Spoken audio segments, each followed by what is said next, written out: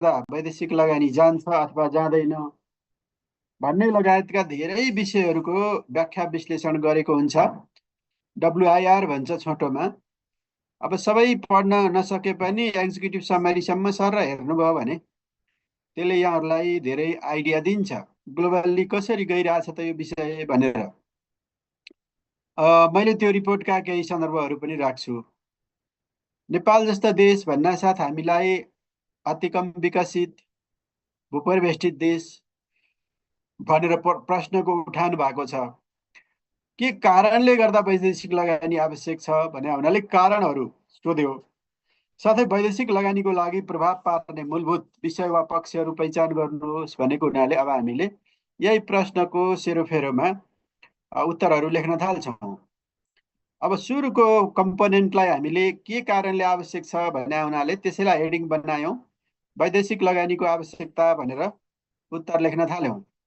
उत्तर लेख्दाखेरि अलिकति तपाईँहरूले अलिक ब्रोडर पर्सपेक्टिभबाट लेख्दा राम्रो हुन्छ। यहाँ मैले उदाहरणको लागि अलिकति ब्रोडर विषयबाट सुरु गरेको छु। दिगो विकास लक्ष्यहरूको कार्यान्वयनको लागि SDG हामीले पढ्छौँ। तपाईँहरूले पढ्ने सिलेबसमा SDG छ, दिगो विकास लक्ष्य, त्यसलाई जोड्न खोजेको हो। दिगो विकास लक्ष्यहरूको कार्यान्वयनको लागि नेपाललाई हरेक वर्ष रु 23 खरब रुपियाँ आवश्यक पर्दछ। अर्थात् नेपाललाई सन् 2030 सम्म 162 खरब नेपाली रुपियाँ आवश्यक पर्दछ।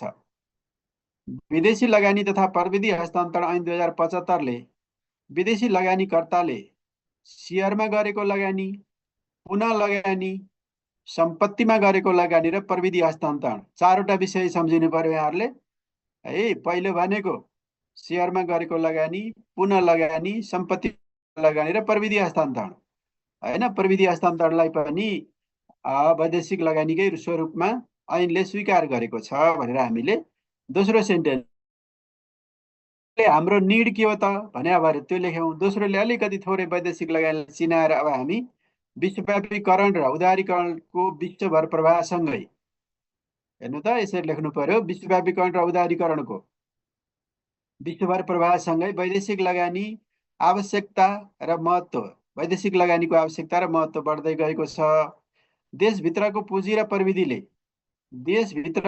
र प्रविधिले विकासका आवश्यकता पुरा गर्न नसक्दा के भए त वैदेशिक लगानी आवश्यक हुन्छ। अनि किन आवश्यक हुन्छ भनेको हुनाले अब हामीले यसलाई जस्टिफाई गर्न पर्यो।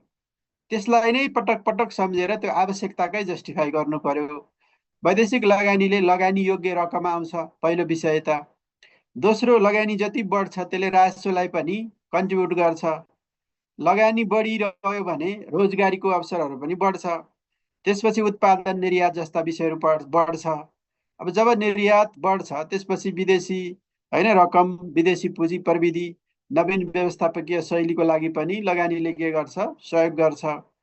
यसले स्थानीय स्तरमा भएको पुँजी र प्रविधि जन्य आवश्यकतालाई पुरा गर्न सघाउँछ हैन। जुन आवश्यकता छ लोकल लेभलमा पुँजी र प्रविधि जन्य आवश्यकतालाई पुरा गर्न सघाउँछ। यस्तो लगानीले निजी क्षेत्रको विकास र औद्योगिक क्षेत्रको विकासमा समेत सघाउँछ भनेर हामी सर्लक्कै के भन्यौँ त भन्दा आवश्यकतालाई व्याख्या गर्ने सन्दर्भमा हामीले यो विषयहरू लेख्यौँ। अब आवश्यकतामै लेख्नुपर्ने हुन्छ। नेपालमा पुँजीगत खर्च कुल बजेटको करिब 20% मात्र भएको र हैन। अहिले 1860 अरबको बजेटमा यो वर्ष हाम्रो 350 अरब जति मात्रै के छ त पुँजीगत खर्च छ। त्यो भनेको करिब 20% सेरोफेरोमा हुन्छ। अहिले त 18% छ यो वर्ष भने। त्यही भएर यहाँ करिब लेखियो। यो वर्षको 18 छ, त्यो करिब 20% मात्र भएको र सो पनि खर्च गर्ने क्षमता कमजोर रहेको सन्दर्भमा आम जनताको विकासको अपेक्षा पुरा गर्न नेपाल जस्ता अति कम विकसित देशको लागि वैदेशिक लगानी के हुन्छ, आवश्यक हुन्छ। स्थानीय स्तरमा उपयोगमा नआएको कच्चा पदार्थको उपयोग र मूल्य अभिवृद्धिमा वैदेशिक लगानीले सघाउँछ। हेर्नु त, स्थानीय स्तरमा कुनै कच्चा पदार्थ छ, उदाहरणको लागि पानी बगिराखेको छ, हाइड्रोको लागि हामीलाई सम्भाव्य ठाउँ छ भने लगानी भयो, वैदेशिक लगानी भयो भने हामीले त्यो कच्चा पदार्थलाई प्रयोग गर्न सकेर बिजुली निकाल्न सक्छौँ। नेपालमा धेरै हाइड्रो प्रोजेक्टहरू विदेशी लगानीमा पनि सञ्चालन भएका छन्। त्यसरी त्यसलाई पुष्टि गर्दै जानु पर्यो। त्यो विषय आफूले लेखेको विषयलाई पुष्टि गर्दै जानु पर्यो। वैदेशिक लगानीको माध्यमबाट उत्पादित वस्तु र सेवाको निर्यातबाट परिवर्त्य विदेशी मुद्रा प्राप्त गर्न सकिन्छ। यस्तो लगानीबाट देशभित्रका पूर्ण तुलनात्मक र प्रतिस्पर्धी लाभ, होइन, पूर्ण लाभ, निरपेक्ष पनि भन्छौँ हामी, होइन, यो एडम स्मिथको हो, होइन, अब्सोल्युट कस्ट एडभान्टेज भनेर एडम स्मिथले 1776 लेखेको, त्यही तपाईँहरूले पढेकै थ्योरी हो यो, त्यसलाई पूर्ण भनियो। तुलनात्मक भनेको रिकार्डोको हो, होइन, रिकार्डोको। तुलनात्मक भनेको तुलना गर्दा के लाभ बढी छ तुलना गरेर। पूर्ण भनेको अरूसँग नभएको अथवा अरूले भन्दा आफूले छिटो गर्न सक्नेलाई पूर्ण भन्छौँ हामी।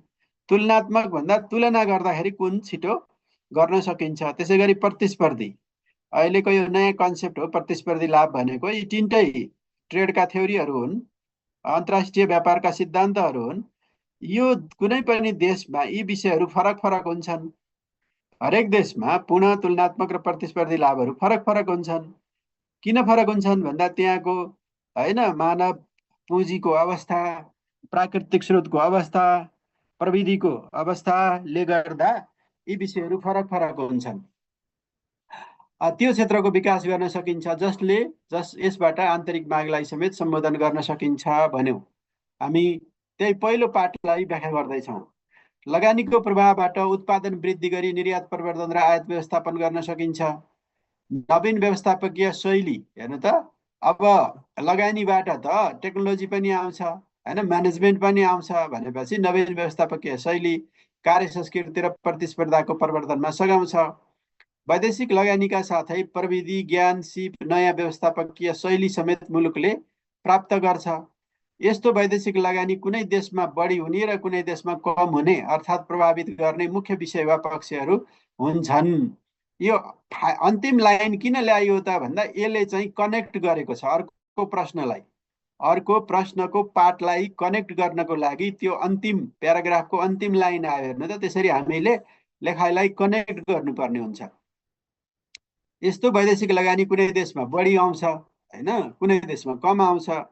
नेपालमा एकदमै कम आउँछ, होइन, नेपालमा एकदमै कम आउँछ। कम मात्रै भनेर भएन, तपाईँहरूले डेटाहरू पनि लेख्नुपर्छ, मैले पछि लेखेको छु। अब नेपालमा जिडिपीको 0.3 भन्दा कम आउँछ, 0.3 भन्दा कम आउँछ। तर अरू हाम्रो जस्तै देशमा जिडिपीको 15-20% ल्याउने मुलुकहरू छन् जिडिपीको। तर हामी कहाँ एकदमै कम आउँछ। त्यो कम आउने कारण के हुन् त भन्दा अब हामीले दोस्रो पाठमा त्यो उत्तर लेख्न थाल्यौँ। वैदेशिक लगानीलाई प्रभावित गर्ने मुख्य विषय वा पक्षहरू भनेर हामीले अब के कारणले गर्दा, होइन, कुनै पनि देशमा वैदेशिक लगानी कम अथवा बढी आउँछ त भन्ने सन्दर्भमा हामीले अब दोस्रो पाठमा लेख्न थाल्यौँ। यसमा पहिलो विषय के हो भने प्रत्यक्ष वैदेशिक लगानीको लागि अब छुट्याउनु पर्ने हुन्छ। प्रत्यक्ष हो कि होइन पोर्टफोलियो लगानी हो त्यो छुट्याउनु पर्ने हुन्छ यहाँहरूले। पोर्टफोलियो लगानी भनेको अप्रत्यक्ष हो। प्रत्यक्ष भनेको चाहिँ अब खास गरेर उद्योगमा गरेको, होइन, उद्योगमा गरेको, त्यहाँको सेयर किनेको उद्योगको, होइन, त्यहाँको व्यवस्थापनमा सहभागिता जनाएको, त्यहाँको प्रविधिको सन्दर्भमा आफूले भनौँ न प्रविधि हस्तान्तरण अथवा अरू माध्यमबाट सहभागिता जनाएको विषयहरूलाई हामी प्रत्यक्ष भन्छौँ। अथवा शाखा खोलेको हुनसक्छ, कुनै विदेशी कम्पनीले नेपालमा शाखा खोल्यो, होइन, अथवा म्यानेजमेन्टको जिम्मा लियो, होइन, त्यसको प्रोपर्टी मध्ये निश्चित प्रपर्टी चाहिँ सम्पत्ति चाहिँ किन्यो, त्यसलाई प्रत्यक्ष भन्छौँ भने।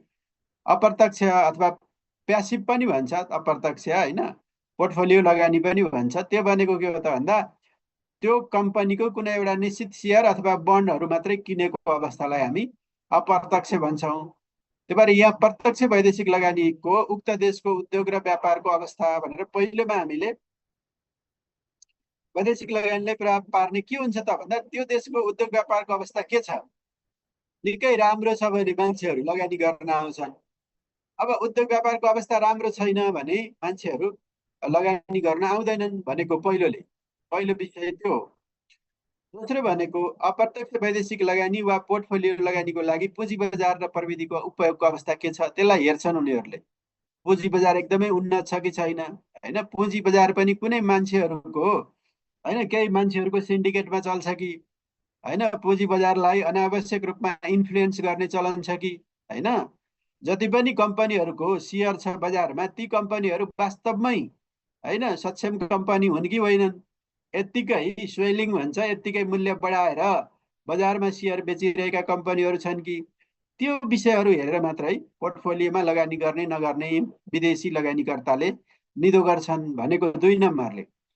तेस्रो, राजनैतिक स्थिरता र देशको शान्ति सुरक्षाको अवस्था कस्तो छ, होइन। राजनीतिक स्थिरता छैन भने त्यस्तो देशमा लगानी गर्न मान्छेहरू हिचकिचाउँछन्, होइन। राजनीतिक स्थिरता अनि शान्ति सुरक्षाको अवस्था कस्तो छ, देशको शान्ति सुरक्षाको अवस्था राम्रो छैन भने त्यो देशमा लगानी कम आउँछ। देशको अवस्था कस्तो छ त, तटीय अथवा कोस्टल कन्ट्री हो कि भूपरिवेष्टित देश हो। कोस्टल कन्ट्री हो भने होइन उत्पादन लागत कम हुन्छ, होइन, सस्तोमा सामान निर्यात गर्न सकिन्छ, सस्तोमा कच्चा पदार्थ आयात गर्न सकिन्छ। भूपरिवेष्टित हो भने महँगो हुन्छ, होइन, कच्चा पदार्थको आयात पनि महँगो हुन्छ, ट्रान्जिट कस्ट पनि महँगो हुन्छ, उत्पादन लागत पनि महँगो हुन्छ। त्यही भएर देश तटीय हो वा भूपरिवेष्टित हो भन्ने अवस्थाले समेत होइन लगानीहरू प्रभावित हुन्छ। भूपरिवेष्टित देश भन्नासाथ विकास लागत र पारवन लागत उच्च हुन्छ, होइन। तपाईँको एउटा कम्पनी इस्टाब्लिस गर्नलाई बिल्डिङहरू बनाउनु पर्यो, होइन, प्लान्टहरू राख्नु पर्यो। 3-4 अरब रुपियाँ लगानी गर्दाखेरि भूपरिवेष्टित देशमा गर्नु र होइन उदाहरणको लागि कलकत्तामा गर्नु र काठमाडौँमा गर्नुमा करिब करिब 30% लागत फरक पर्छ भनिन्छ, 30%। भनेपछि मान्छेहरू स्वभावैले के गर्छन् त भन्दा कम लागत जाने ठाउँमा सामान्यतया पुग्ने चलन हुन्छ। त्यो विषयलाई यो तेस्रो बुलेटले भन्न खोजेको। कानुन र नीतिगत स्थायित्व कस्तो छ त्यो देशको, होइन, कानुनी र नीतिगत स्थायित्व, होइन, कानुनहरू कतिको छिटो परिवर्तन हुन्छन् अथवा कानुनले एकचोटि दिएको सुविधाहरूलाई होइन प्रभाव पार्ने गरी फेरि अरू कानुनहरू बनाइन्छ कि बनाइँदैन, होइन, पोलिसी स्टेबिलिटी के छ। अनि शासकीय पात्रहरू बिच विश्वासको अवस्था के छ। शासकीय पात्र भनेको सरकार, निजी क्षेत्र, सहकारी, होइन, अरू डेभलपमेन्ट पार्टनर, यिनीहरू बिचको विश्वासको अवस्था के छ त, ट्रस्टको अवस्था। ट्रस्ट उच्च छ भने त्यस्तोलाई राम्रो मानिन्छ, होइन। प्राइभेट सेक्टरले सरकारको विश्वास नगर्ने, होइन, सरकारले प्राइभेट सेक्टरको विश्वास नगर्ने, प्राइभेट सेक्टरले डोनर डेभलपमेन्ट पार्टनरको विश्वास नगर्ने, त्यस्तो अवस्था छ भने त्यस्तो देशमा लगानीहरू कम जान्छ भनेको। अनि देशको आर्थिक सामाजिक अवस्था, होइन, सोसल इकोनोमिक कन्डिसन कस्तो छ, मान्छेहरू कस्तो नेचरको छन्। अब मानिस चाहिन्छ उनीहरूलाई काम गर्ने, श्रमिकहरू चाहिन्छ। श्रमिकहरू खालि आन्दोलन गर्ने, झगडा गर्ने खालको प्रवृत्तिको छ भने त्यहाँ लगानी आउँदैन। त्यसै गरी औद्योगिक, व्यापारिक र वित्तीय पूर्वाधारहरू, औद्योगिक भनेको अब यो औद्योगिक क्षेत्रहरू, होइन, औद्योगिक कोरिडोरहरू, औद्योगिक ग्रामहरू। व्यापारिक भनेको सुक्खा बन्दरगाहहरू, ड्राइपोर्टहरू, आइसिपिजहरू, होइन, यिनीहरूको अवस्था कस्तो छ, होइन, सडकहरू कस्ता छन्। त्यसै गरी वित्तीय पूर्वाधार भनेको ब्याङ्कहरू, होइन, फाइनेन्सहरू, त्यसपछि गएर इन्सुरेन्स कम्पनीहरू, यस्तो यिनीहरूको अवस्था कस्तो छ त, त्यो जहाँ त्यो पूर्वाधारको अवस्था राम्रो छ अब उनीहरू त्यो देशमा जाने बढी सम्भावना हुन्छ। र अर्को एउटा लजिस्टिक पर्फर्मेन्स इन्डेक्स भन्ने निकाल्छ वर्ल्ड ब्याङ्कले हरेक वर्ष। त्यसले यिनै पूर्वाधारहरूको अवस्थाको आधारमा मिजर गरेर त्यो एलपिआई निस्किन्छ, एलपिआई, होइन। त्यो एलपिआईलाई हेर्छन् उनीहरूले। कुनै पनि लगानीकर्ताले अब आफूले लगानी गर्ने कुनै देशमा लगानी गर्न चाह्यो भने उसले के हेर्ने भयो त भन्दा त्यो देशको उद्योग व्यापारको अवस्था कस्तो छ, होइन, आन्तरिक रूपमा। अनि पुँजी बजार कस्तो छ, पोलिटिकल स्टेबिलिटीको अवस्था के छ, होइन, देशको शान्ति सुरक्षाको अवस्था के छ। मानिलिउँ कुनै यो दोस्रो बुलेटमा कसैले अध्ययन गर्ने भयो भने, होइन, धेरै धेरै लगानी गर्नेले त अब कन्सल्ट्यान्टहरू, सिएहरू राखेका हुन्छ नि त, उनीहरूले आफै त हिसाब गर्दैनन्, गर्न लगाउँछन्। ल इन्डिया, नेपाल, चाइनाको, होइन, पोलिटिकल राजनीतिक स्थिरता, नेतृत्वको अवस्था के छ भनेर हेऱ्यो भने अब हामीले संविधान जारी गर्नुभन्दा पहिले 2072 भन्दा पहिले इन्डिया र चीनमा जुन नेतृत्व थियो, जुन प्रधानमन्त्री राष्ट्रपति थियो, त्यो अहिले पनि उही नै भएको अवस्था छ भने हामी कहाँ त्यसपछि 9वटा सरकारहरू, होइन, फरक फरक सरकारहरू बनेको अवस्था छ। अब कुनै पनि लगानीकर्ताले यस्तो 9वटा फरक फरक सरकारसँग, होइन, डिल गर्न राम्रो मान्ला कि अथवा एउटै मान्छे 10 वर्षदेखि 11 वर्षदेखि एउटै मान्छे छ भने, होइन, ऊ मातहतको ब्युरोक्रेसीसँग काम गर्न मन पराउला भन्न खोजेको हो यो दोस्रो बुलेटले। त्यसै गरी पिस एन्ड सेक्युरिटीको अवस्था के छ, होइन। अब पिस एन्ड सेक्युरिटीको कुरा, अब राजनीतिक स्थिरता छ, ल मानिलिउँ कुनै एउटा अफ्रिकन मुलुकमा राजनीतिक स्थिरता छ तर लोकतन्त्र छैन, शान्ति सुरक्षा छैन भने सामान्यतया लोकतान्त्रिक व्यवस्था नभएको ठाउँमा होइन लगानीकर्ताहरू जान हिचकिचाउँछन्। भोलि आफ्नो लगानीको सुरक्षा नहुने हो कि भन्ने किसिमले त्यसलाई लेखेको। त्यसै गरी अरू अब देशको अवस्था के हो, कोस्टल कन्ट्री हो कि भूपरिवेष्टित हो होइन? भूपरिवेष्टित हो भने पनि कोस्टल कन्ट्रीबाट कति टाढा छ त होइन? जस्तो उदाहरणको लागि कलकत्ताबाट वीरगञ्ज कति टाढा छ, वीरगञ्जमा लगानी गर्ने मान्छेले हेर्ने भयो। अब पोखरामा लगानी गर्ने हो भने कलकत्तादेखि पोखरासम्मको कस्ट कति आउँछ त्यो हिसाब गर्ने भयो। त्यसरी तटीय वा भूपरिवेष्टित के हो त देशको अवस्था त्यसलाई हेर्ने हुन्छ। त्यसै गरी कानुनी नीतिगत स्थायित्वको कुराहरू, अनि गभर्नेन्सको स्टेक होल्डरसँगको ट्रस्टको अवस्था के छ। ट्रस्ट डेफिसिट छ भने ट्रस्ट डेफिसिट भएको ठाउँमा अब अलिअलि डेफिसिट त धेरै ठाउँमा होला, हाई डेफिसिट छ भने त्यस्तो ठाउँमा लगानीकर्ताहरू नजाने हुन्छ भनेको। देशको आर्थिक सामाजिक अवस्था के छ होइन, पूर्वाधारहरूको अवस्था के छ, यो सबै कुरा हेरेर विश्लेषण गरेर मात्रै लगानीबाट उनीहरूले मुनाफा कति हुन्छ होइन, आफ्नो सामानहरू कहाँ बिक्छ, वस्तु र सेवाको खपत कहाँ हुन्छ, त्यो सबै हेरेर मात्रै उनीहरूले लगानी गर्छन् भनेको यहाँबाट। अब अरू थपौँ, श्रम शक्ति कस्तो छ होइन, उनीहरूलाई तुरुन्तै लेबर चाहिन्छ। श्रम शक्तिको अवस्था के छ होइन, हरेक दिन होइन मागहरू राख्ने अलिक असजिलो खालको श्रम शक्ति छ कि होइन, सबै ट्रेड युनियनहरू धेरै भएको होइन, धेरै भएर आफैमै झगडा गर्ने खालको श्रम शक्ति छ कि। श्रमको उत्पादकत्वको अवस्था के छ, प्रोडक्टिभिटी, लेबर प्रोडक्टिभिटी के छ, उनीहरूले त्यो रेसियो एनालिसिस गर्छन्। उदाहरणको लागि नेपालमा र बङ्गलादेशमा उनीहरूले दुई ठाउँमा प्लान्ट लगाउन खोज्दैछन् भने बङ्गलादेशको श्रम उत्पादकत्व अहिले राम्रो मानिन्छ, नेपालको निकै कमजोर छ होइन, नेपालको एकदमै कममा पर्छ। यो भनेको लेबरको productivity per day per month होइन, उनीहरूले कति उत्पादन गर्छन् त, कतिको जाँगरिला छन्, फुर्तिला छन्, प्रोफेसनल छन् होइन। श्रमको उत्पादकत्व कस्तो छ भन्दा हाम्रो त्यति पर्फर्मेन्स राम्रो छैन भन्नासाथ उनीहरू के हुन्छ त, अर्को कन्ट्री बेटर ठाउँमा जान्छन्, अलि राम्रो ठाउँमा जान्छन्। यहाँहरूलाई थाहा होला नि, यो प्राइभेट कम्पनीहरूले के गर्छ भन्दा नि, हाम्रो सरकारी अफिसमा जस्तो हुँदैन, प्राइभेट कम्पनीहरू धेरै नाम नलिउँ, बिहान 9 बजे ढोकाबाट पस्दाखेरि मोबाइल बाहिरै लक गरिदिन्छ र साँझ 5:30 बजे निस्किँदा मात्रै मोबाइल दिन्छ, भित्र मोबाइल एक्सेस दिँदैन। त्यो किन भनेको त्यो प्रोडक्टिभिटीको लागि हो होइन। अब त्यसमा डिबेट गर्न त सकिन्छ होइन, बेला बेलामा मोबाइल चलाउँदै गर्दा झन् प्रोडक्टिभिटी बढ्न सक्छ भन्ने पनि भन्न सकिएला, तर अलिकति होइन प्रोफेसनल कम्पनीहरूले तपाईँको मोबाइललाई होइन बाहिरै उनीहरूले कन्ट्रोल गरिदिन्छ ताकि उनीहरूले आफ्नो काममा मात्रै ध्यान दिन सकुन् भनेर, त्यो छ। तर सरकारी अड्डाहरूमा त त्यस्तो छैन। सरकारी अड्डाको उत्पादकत्व हेऱ्यो भने प्राइभेटको भन्दा कम होला कि बढी होला भन्दा सामान्यतया कम नै देखिन्छ, कुनैको बढी होला तर सामान्यतया कम नै देखिन्छ। किन भन्दा सरकारी सन्दर्भमा अलि स्ट्रिक्ट त्यस्तो डिसिप्लिन अथवा कन्ट्रोल मेकानिजमहरू त्यति धेरै हुँदैन। त्यसपछि गएर लगानी योग्य विश्वसनीय कम्पनीहरू परियोजनाहरू कतिको छन् त त्यो देशमा होइन, रेडी टु गो भन्छ नि, रेडी टु गो भनेको यो लगानी योग्य विश्वसनीय कम्पनीहरू परियोजनाहरू नाम मात्रै छ कि साँच्चीकै तिनीहरूको डिपिआर होइन इआइए गरेर रेडी अवस्थामा राखेको प्रोजेक्टहरू छ, त्यसले पनि लगानी आउने नआउने विषयहरू हुन्छ भनेको यसले होइन। तपाईँ कुनै लगानी गर्न आयो भने लिस्ट मात्रै छ कि तिनीहरू सबै तयारी गरेर होइन, रिपोर्टहरू तयार गरेर अध्ययन विश्लेषण गरेर राखेको प्रोजेक्टहरू छ। आवश्यक श्रमिकको उपलब्धता कस्तो छ होइन, श्रमिकहरू त्यो देशमा पाउँछ कि पाउँदैन, दक्ष र अन्य जनशक्तिको अवस्था कस्तो छ, उपलब्धता के छ, यो उनीहरूले हेर्छन् भनेको। अनि जग्गा जमिनको उपलब्धता के छ, किन्न पर्यो भने कतिको महँगो छ होइन। अहिले काठमाडौँको जग्गा भनेको तपाईँको संसारका होइन डेभलप्ड कन्ट्रीका सहरहरूको भन्दा पनि काठमाडौँको जग्गाको मूल्य के छ, बढी छ होइन। जग्गा किनेर काठमाडौँमा उद्योग लगानी व्यापार गर्नको लागि मानिसहरू हिचकिचाउँछन्। त्यो भएपछि होइन निकै दुर्गममा गएर पनि फेरि त्यो वस्तु वा सेवा उत्पादन गरेको त्यसलाई फेरि ब्याक गरेर फेरि सहर बजारमै ल्याउनु पर्ने हुन्छ। नेपालको सानो जनसङ्ख्या छ, ठुलो उत्पादन भयो भने छिमेकी देशहरूमा पठाउनु पर्ने हुन्छ। यी विषयहरूले पनि वैदेशिक लगानीमा अर्थ राख्छन् भनिएको। त्यसै गरी कच्चा पदार्थ छ कि छैन त्यो देशमा होइन, कच्चा पदार्थ छ छैन, सम्बन्धित उद्योग जे उनीहरूले प्लान्ट लगाउन खोज्छन् त्यसको कच्चा पदार्थ छ कि छैन, अन्य प्राकृतिकहरू छ कि छैन आवश्यक हुने। त्यसै गरी बजारको अवस्था कस्तो छ, बजार कतिको ठुलो छ त होइन। एकदमै एकदमै मास प्रोडक्सन गर्ने कम्पनीहरू अब नेपालमा आएर इन्डिया चाइना पठाउनु भन्दा त उनीहरू सोझै दिल्ली बेजिङ गएर प्लान्ट राखेर उत्पादन गर्छन् होइन। यहाँबाट किन ट्रान्सपोर्टेसन कस्ट फेरि बेजिङ अथवा दिल्लीसम्म पठाउने भन्ने हुन्छ उनीहरूको।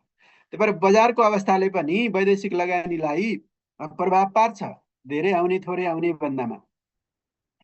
त्यो सोसाइटी कति इनोभेटिभ छ, उनीहरूले लगानी लिएर जान चाहेको सोसाइटी कतिको इनोभेटिभ छ त होइन। त्यहाँ प्रविधिको प्रयोग कसरी भइरहेको छ होइन, प्रतिस्पर्धाको अवस्था कस्तो छ, बजारको अवस्था कस्तो छ, त्यो उनीहरूले सबै कुराहरू एनालिसिस गर्छन् र अन्तिममा लगानीबाट प्राप्त हुने फाइदा के हो, कर र अरू छुटका अवस्थाहरू के छन् होइन, ट्याक्स छुट अरू छुटका विषयहरू के छन्, यी सबै विषयहरूलाई हेरेर होइन यति विषय लेख्नु पर्यो। 1 2 3 4 5 6 7 8 9 10 11 12 होइन 8-10वटा विषयहरू मुख्य मुख्य रूपमा तपाईँहरूले नछुटाइकन लेख्नुपर्ने हुन्छ। मैले यहाँ बेसिक कुराहरू मात्रै राखेको छु तपाईँहरूलाई, बेसिक। पहिला बेसिक सम्झिनु भयो भने त्यसमा थप्न सक्नुहुन्छ। त्यसपछि गएर प्रतिस्पर्धी तुलनात्मक लाभको अवस्था र उत्पादनको अवस्था के छ, पारवन लागत कस्तो छ होइन, ट्रान्सपोर्टेसन कस्ट भने हो यो, ट्रान्सपोर्टेसन कस्ट।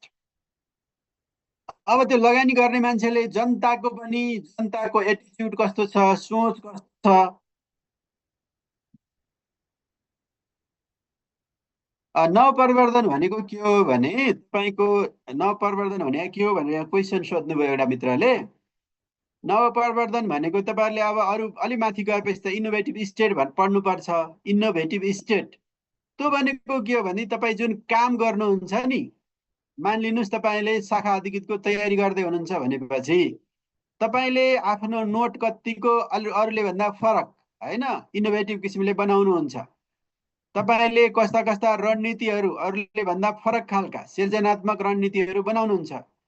तपाईँको आइटीको प्रयोग कसरी गर्नुहुन्छ, अहिलेको अत्याधुनिक प्रविधिहरूको प्रयोग कसरी गर्नुहुन्छ भन्ने विषयलाई जोडेर हेरिन्छ नवप्रवर्धनमा होइन। त्यसको निश्चित प्यारामिटरहरू हुन्छ, नवप्रवर्धनको पिलारहरू हुन्छ निश्चित। उदाहरणको लागि देशको नवप्रवर्धन हेर्ने हो भने देशको है मैले भने देशको नवप्रवर्धन हेर्ने हो भने त्यसमा मानव पुँजी आउँछ एउटा होइन, मार्केटको सफिस्टिकेसनको अवस्था कस्तो छ त्यो हेरिन्छ होइन, संस्थाहरू कतिको प्रतिस्पर्धी पारदर्शी छन् त्यो हेरिन्छ। त्यस भएर यो इनोभेसन भनेको कुरा व्यक्तिको लागि, समाजको लागि, देशको लागि फरक फरक हुन्छ। तर इनोभेटिभ भनेर केलाई भन्ने त भन्ने जुन तपाईँको प्रश्न छ, त्यसमा हामीले कुनै पनि काम गर्दा त्यसमा होइन आइटीको प्रयोग कति भएको छ, कतिको नवीन छ त्यो काम, नवीन भनेको कतिको नयाँ नयाँ कुराहरू कतिको क्रिएसन गरिएको छ, क्रिएसन होइन, त्यसपछि आइटीको प्रयोग, नवीनता जस्ता मिश्रणलाई हामीले त्यसको समग्र रूपलाई हामी नवप्रवर्धन भनेर भन्छौँ है। त्यति भने मैले अहिले। अनि जसले लगानी लिएर आउन खोजिरहेछ उसले त्यहाँको मान्छेको सोच, धारणा, मनोवृत्ति कस्तो छ त्यसलाई पनि एनालिसिस गर्छ। हेर्नुहोस् है, भोलि जाने बित्तिकै फेरि स्थानीय स्तरमा अवरोध हुन्छ कि होइन, त्यहाँको मान्छेहरूको एटिच्युड कस्तो छ। अब जुन समाजमा नेगेटिभ एटिच्युड भएको मान्छेहरू धेरै छ त्यहाँ लगानी जाँदैन, अर्को ठाउँमा लैजान्छ उनीहरूले। उनीहरूले कसरी यो हेर्छन् त भन्नु होला, कुनै पनि लगानी गर्ने मान्छेले त्यो ठाउँको राम्रोसँग होइन पुरानो हिस्ट्रीहरू, पुरानो रेकर्डहरू होइन, पुरानो विषयहरू सबै बुझेर मात्रै लगानी गर्छ। त्यसै गरी प्रक्रियागत सरलता भनेको कति छिटो दर्ता हुन्छ, लगानीको स्वीकृति कतिको छिटो पाइन्छ, कामहरू कतिको पारदर्शिता छन् र उत्तरदायी किसिमले कामहरू हुन्छन् भनेर यी विषयहरू हेर्ने गरिन्छ। नेपालमा उल्लेख्य रूपमा कम लगानी आउनुमा उपयुक्त पक्षहरू जिम्मेवार छन् भनेर लेखेँ हेर्नु त मैले। नेपालमा उल्लेख्य रूपमा कम लगानी आउनुमा उपयुक्त पक्षहरू जिम्मेवार छन्।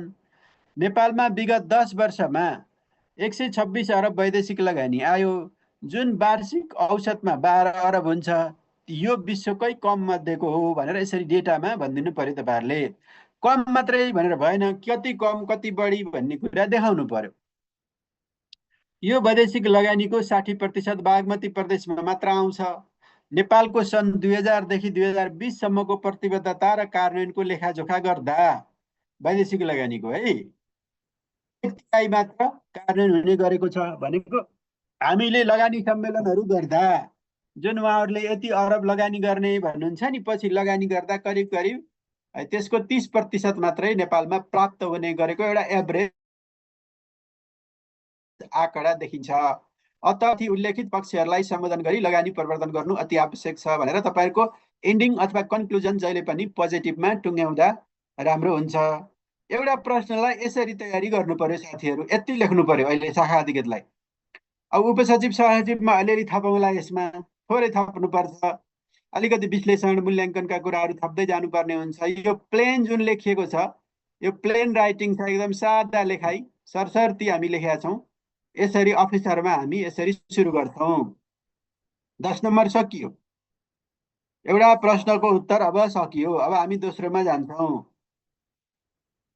तपाईँहरूले कन्फ्युज भएको केही छ भने क्वेसन राख्दै गर्नु होला। मैले अब दोस्रो प्रश्न सकेपछि तपाईँहरूको क्वेसन हेर्छु।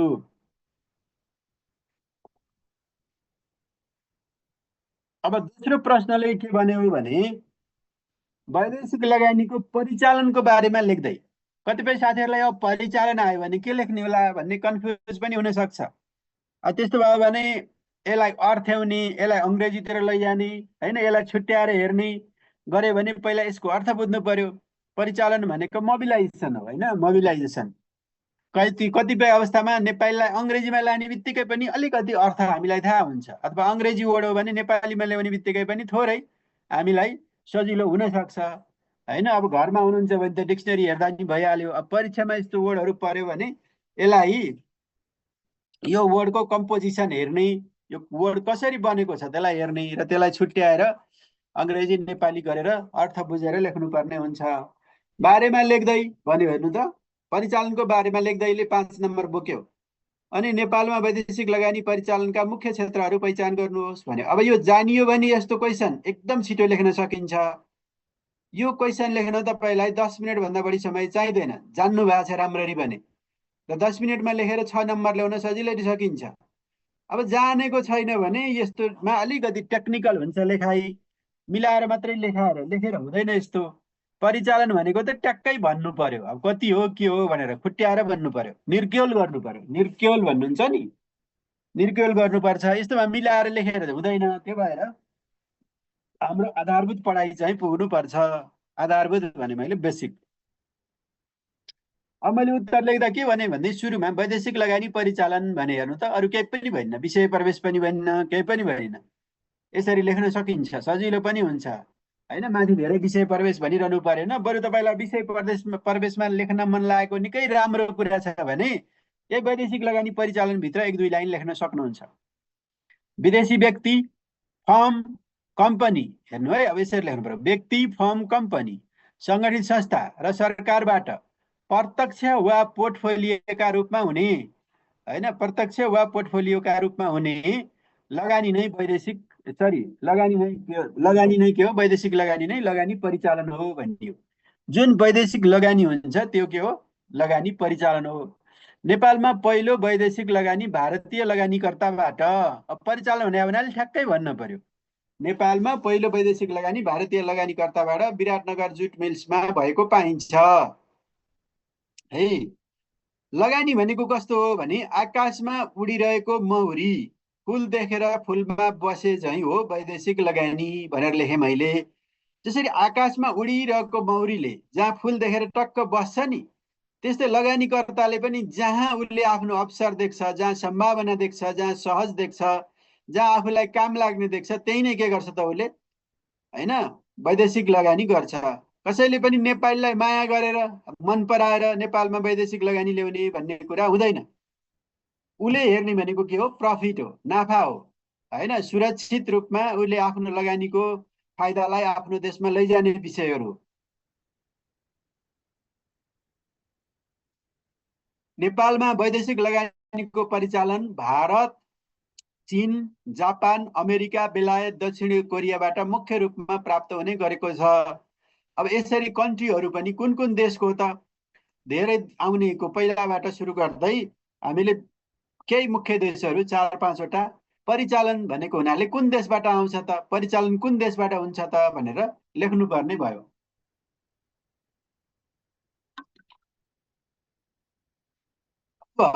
राष्ट्रिय प्राथमिकताका क्षेत्रहरूमा विदेशी पुँजी, प्रविधि, सिप र ज्ञानलाई आकर्षित गर्न है राष्ट्रिय प्राथमिकताका क्षेत्रहरूमा सरकारले प्राथमिकताको क्षेत्रहरू बनाउँछ, बजेटले पनि भन्छ, नीति कार्यक्रमले भन्छ, योजनाले भन्छ होइन। ती प्राथमिकताका क्षेत्रहरूमा विदेशी पुँजी, क्यापिटल, प्रविधि, टेक्नोलोजी, सिप, स्किल र नलेजलाई आकर्षित गर्न नेपाल सरकारका नीतिहरू निर्देशित छन्, तथापि अपेक्षित लगानी प्राप्त हुन सकेको छैन। यो पनि परिचालनमा किन लेखियो त भन्दा हाम्रा नीतिहरू त राष्ट्रिय प्राथमिकतामा विदेशी लगानी बढीभन्दा बढी भित्राउने नै छन्, तर चाहे अनुसार अपेक्षा गरे अनुसार लगानी प्राप्त हुन सकेको छैन भन्यौँ। नेपालमा स्वीकृति वा प्रतिबद्धताको होइन एप्रुभल वा अर कमिटमेन्ट है, एप्रुभल अर कमिटमेन्टको 1/3 मात्र वैदेशिक लगानी परिचालन हुने गरेको छ होइन, हुने गरेको छ।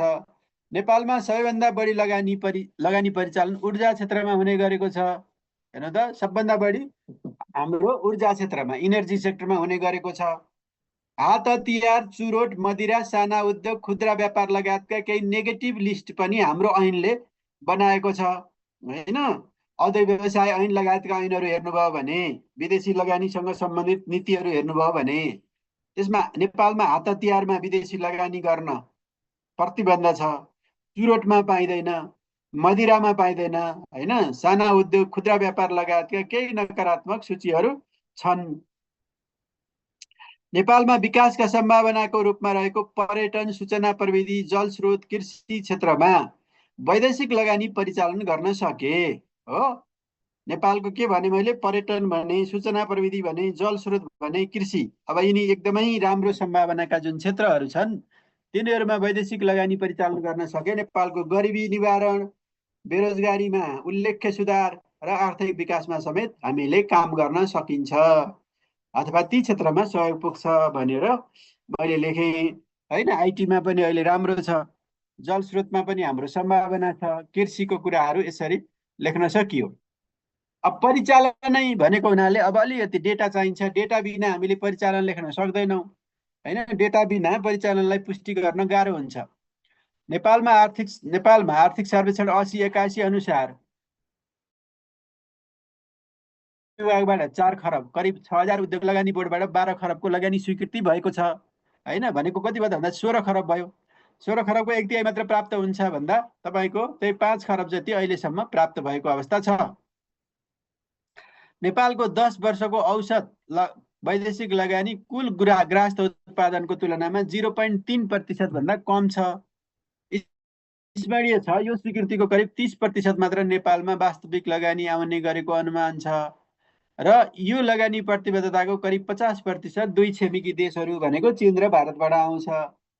यसरी तपाईँहरूले परिचालन भनेको के हो भन्नु पर्यो पहिला, र परिचालनको अवस्था अहिलेको प्रवृत्ति के छ भन्ने विषयहरू यो 5 नम्बरमा हामीले लेख्यौँ, 5 नम्बरको उत्तर लेखेर भ्यायौँ। अब वैदेशिक लगानी परिचालनका लागि प्राथमिकताका क्षेत्रहरू के हुन् त भन्ने अर्को प्रश्न छ होइन। प्रायोरिटी एरियाहरू के हुन् त। अब यो तपाईँहरूले यो यत्तिकै पनि लेख्न सक्नुहुन्छ, माथि पनि केही कुराहरू आइसकेका छ इन्डिकेटिभ रूपमा। मैले यहाँ कसरी लेखेँ भने अप्रिल 2024मा नेपालमा भएको लगानी सम्मेलनमा होइन, अप्रिलमा हामीले लगानी सम्मेलन गऱ्यौँ। अप्रिल 2024मा नेपालमा भएको लगानी सम्मेलनमा नेपाल सरकारले गरेको प्रतिबद्धता र क्षेत्रगत ऐन र नीतिका विषयको आधारमा नेपालमा वैदेशिक लगानीका देय बमोजिमका प्राथमिकताका क्षेत्रहरू रहेका छन् भने हेर्नु त, मैले आफै भनिनँ, एउटा ब्याकग्राउन्ड बनाएर एउटा आधार दिएर अनि त्यसको आधारमा हाम्रो क्षेत्र यिनी हुन् भनेर, एउटा त जलविद्युत भयो होइन, जलविद्युतमा उत्पादन प्रसारणका कुराहरू छन्, अथवा ऊर्जा क्षेत्र। जलविद्युत भन्नु र ऊर्जा क्षेत्र भन्नु फरक हो। ऊर्जामा जलविद्युत प्लस हुन्छ, प्लस होइन, नवीकरणीय ऊर्जा होला, अरू वैकल्पिक इनर्जीका कुराहरू होलान्, तिनीहरू ऊर्जामा आउने भयो। जलविद्युत भनेको अब हाइड्रो मात्रै भयो।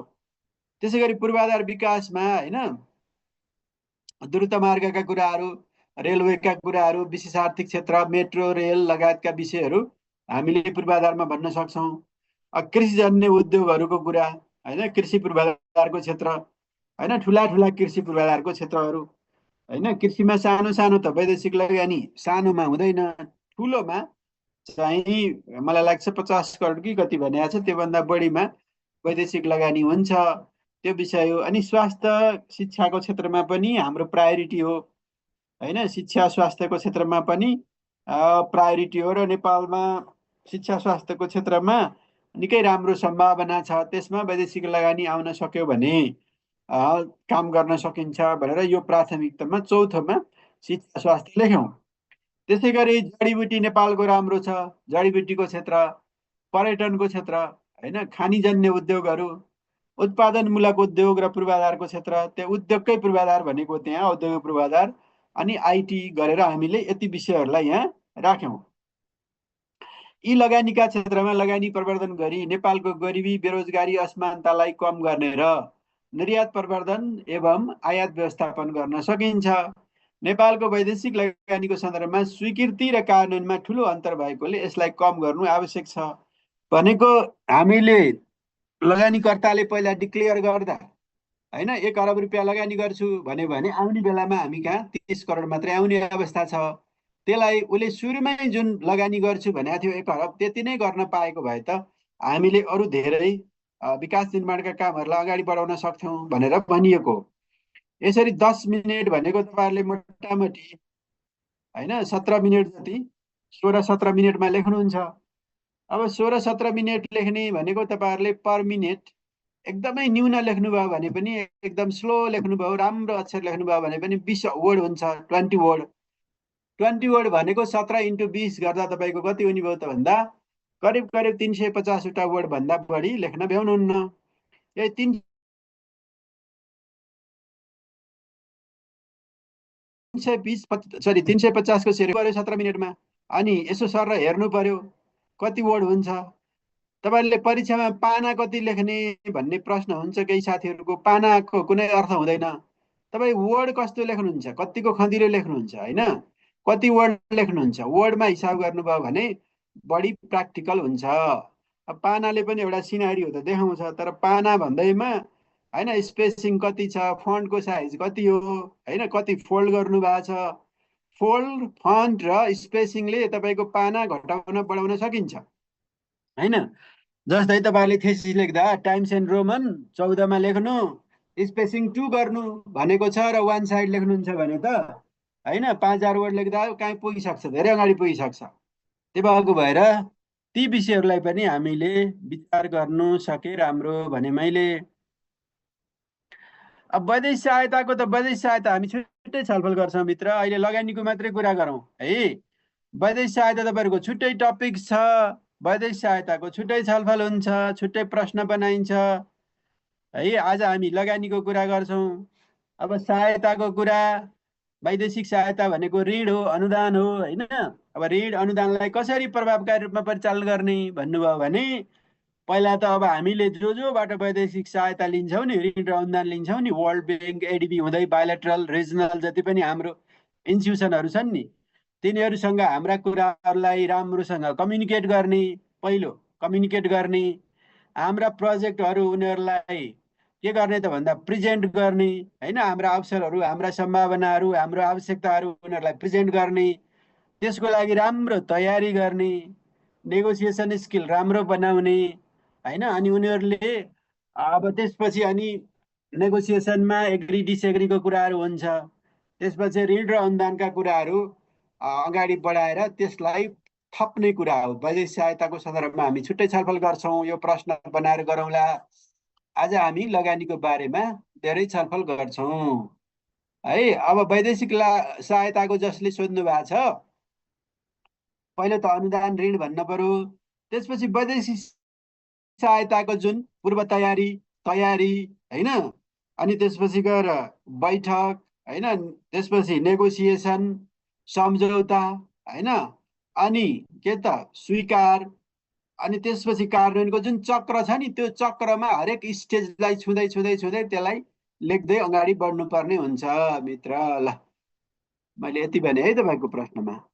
डिटेल चाहिँ यसैमा छलफल गर्दाकोमा हामी धेरै छलफल गरौँला। अब हामी अर्को प्रश्नमा जाउँ।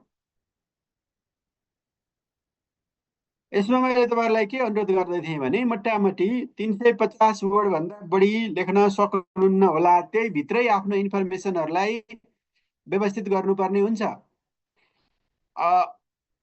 अब बेसिक कुराहरू नजानी त लेख्न सकिँदैन, तर एकदमै राम्रो जानेको साथीहरूको पनि भनी जस्तो परीक्षा किन हुन्न भन्दा उहाँहरू स्कोपभन्दा बाहिर, अलिकति स्कोपभन्दा बाहिर जानुभयो भने भनेको समयमा लेखेर भ्याउनुहुन्न, अनि अर्को प्रश्नलाई के हुन्छ, प्रेसर पर्छ।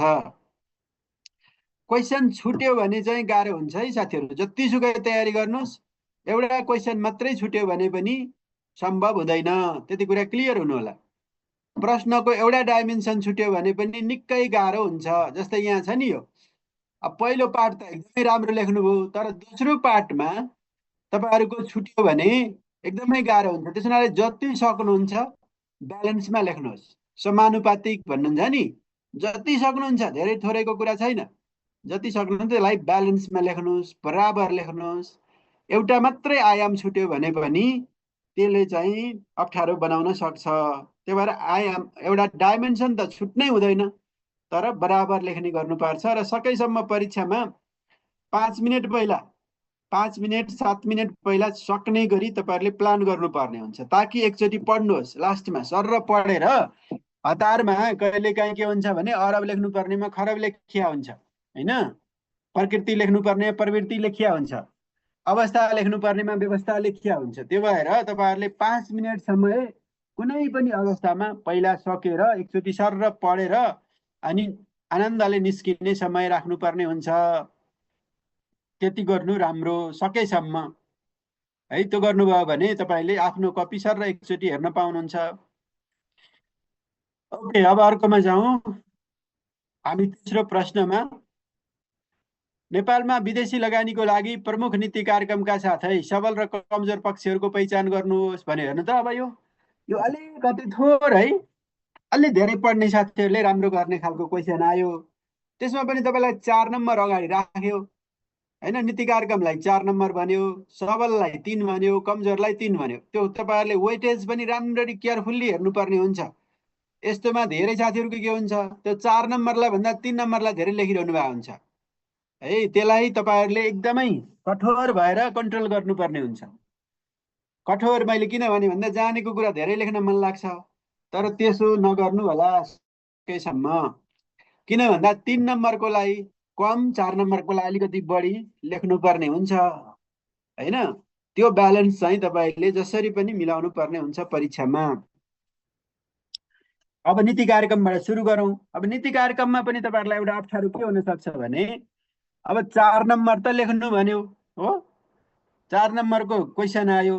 अब 4 नम्बर भने कति नै हो र, 4 × 1.8 हो कि होइन, 4 × 1.8 हो। त्यो भनेको 7 मिनट 2 सेकेन्ड हो होइन। अब 7 मिनट 2 सेकेन्ड भइसकेपछि तपाईँले पर मिनट 25 वटै लेख्नुहुन्छ भने पनि 180 वर्डभन्दा बढी लेख्न सक्नुहुन्न। अब 180 वर्डभन्दा होइन कममा तपाईँले आफ्नो लेखाहरूलाई व्यवस्थित गर्न पर्यो। अथवा 20 वर्ड लेख्नुहुन्छ भने 155 वर्डभित्र आफ्नो विषयहरूलाई व्यवस्थित गर्नु पर्यो। अब विदेशी लगानी संविधानले नि भनेको छ, अब के भन्छ 16 योजनाले पनि धेरै नै लेखेको छ।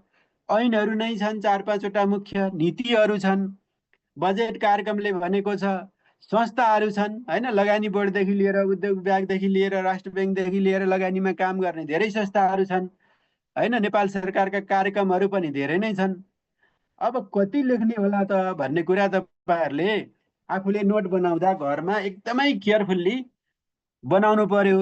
र नोटमा धेरै कुरा राख्दै नराख्नुहोस्। जति तपाईँले परीक्षामा लेख्न सक्नुहुन्छ, परीक्षामा लेख्ने भनेको 10 नम्बर, 10 चाहिने भन्दा बढी इन्फर्मेसन आफ्नो नोटमा अहिले नराख्नुहोस् है।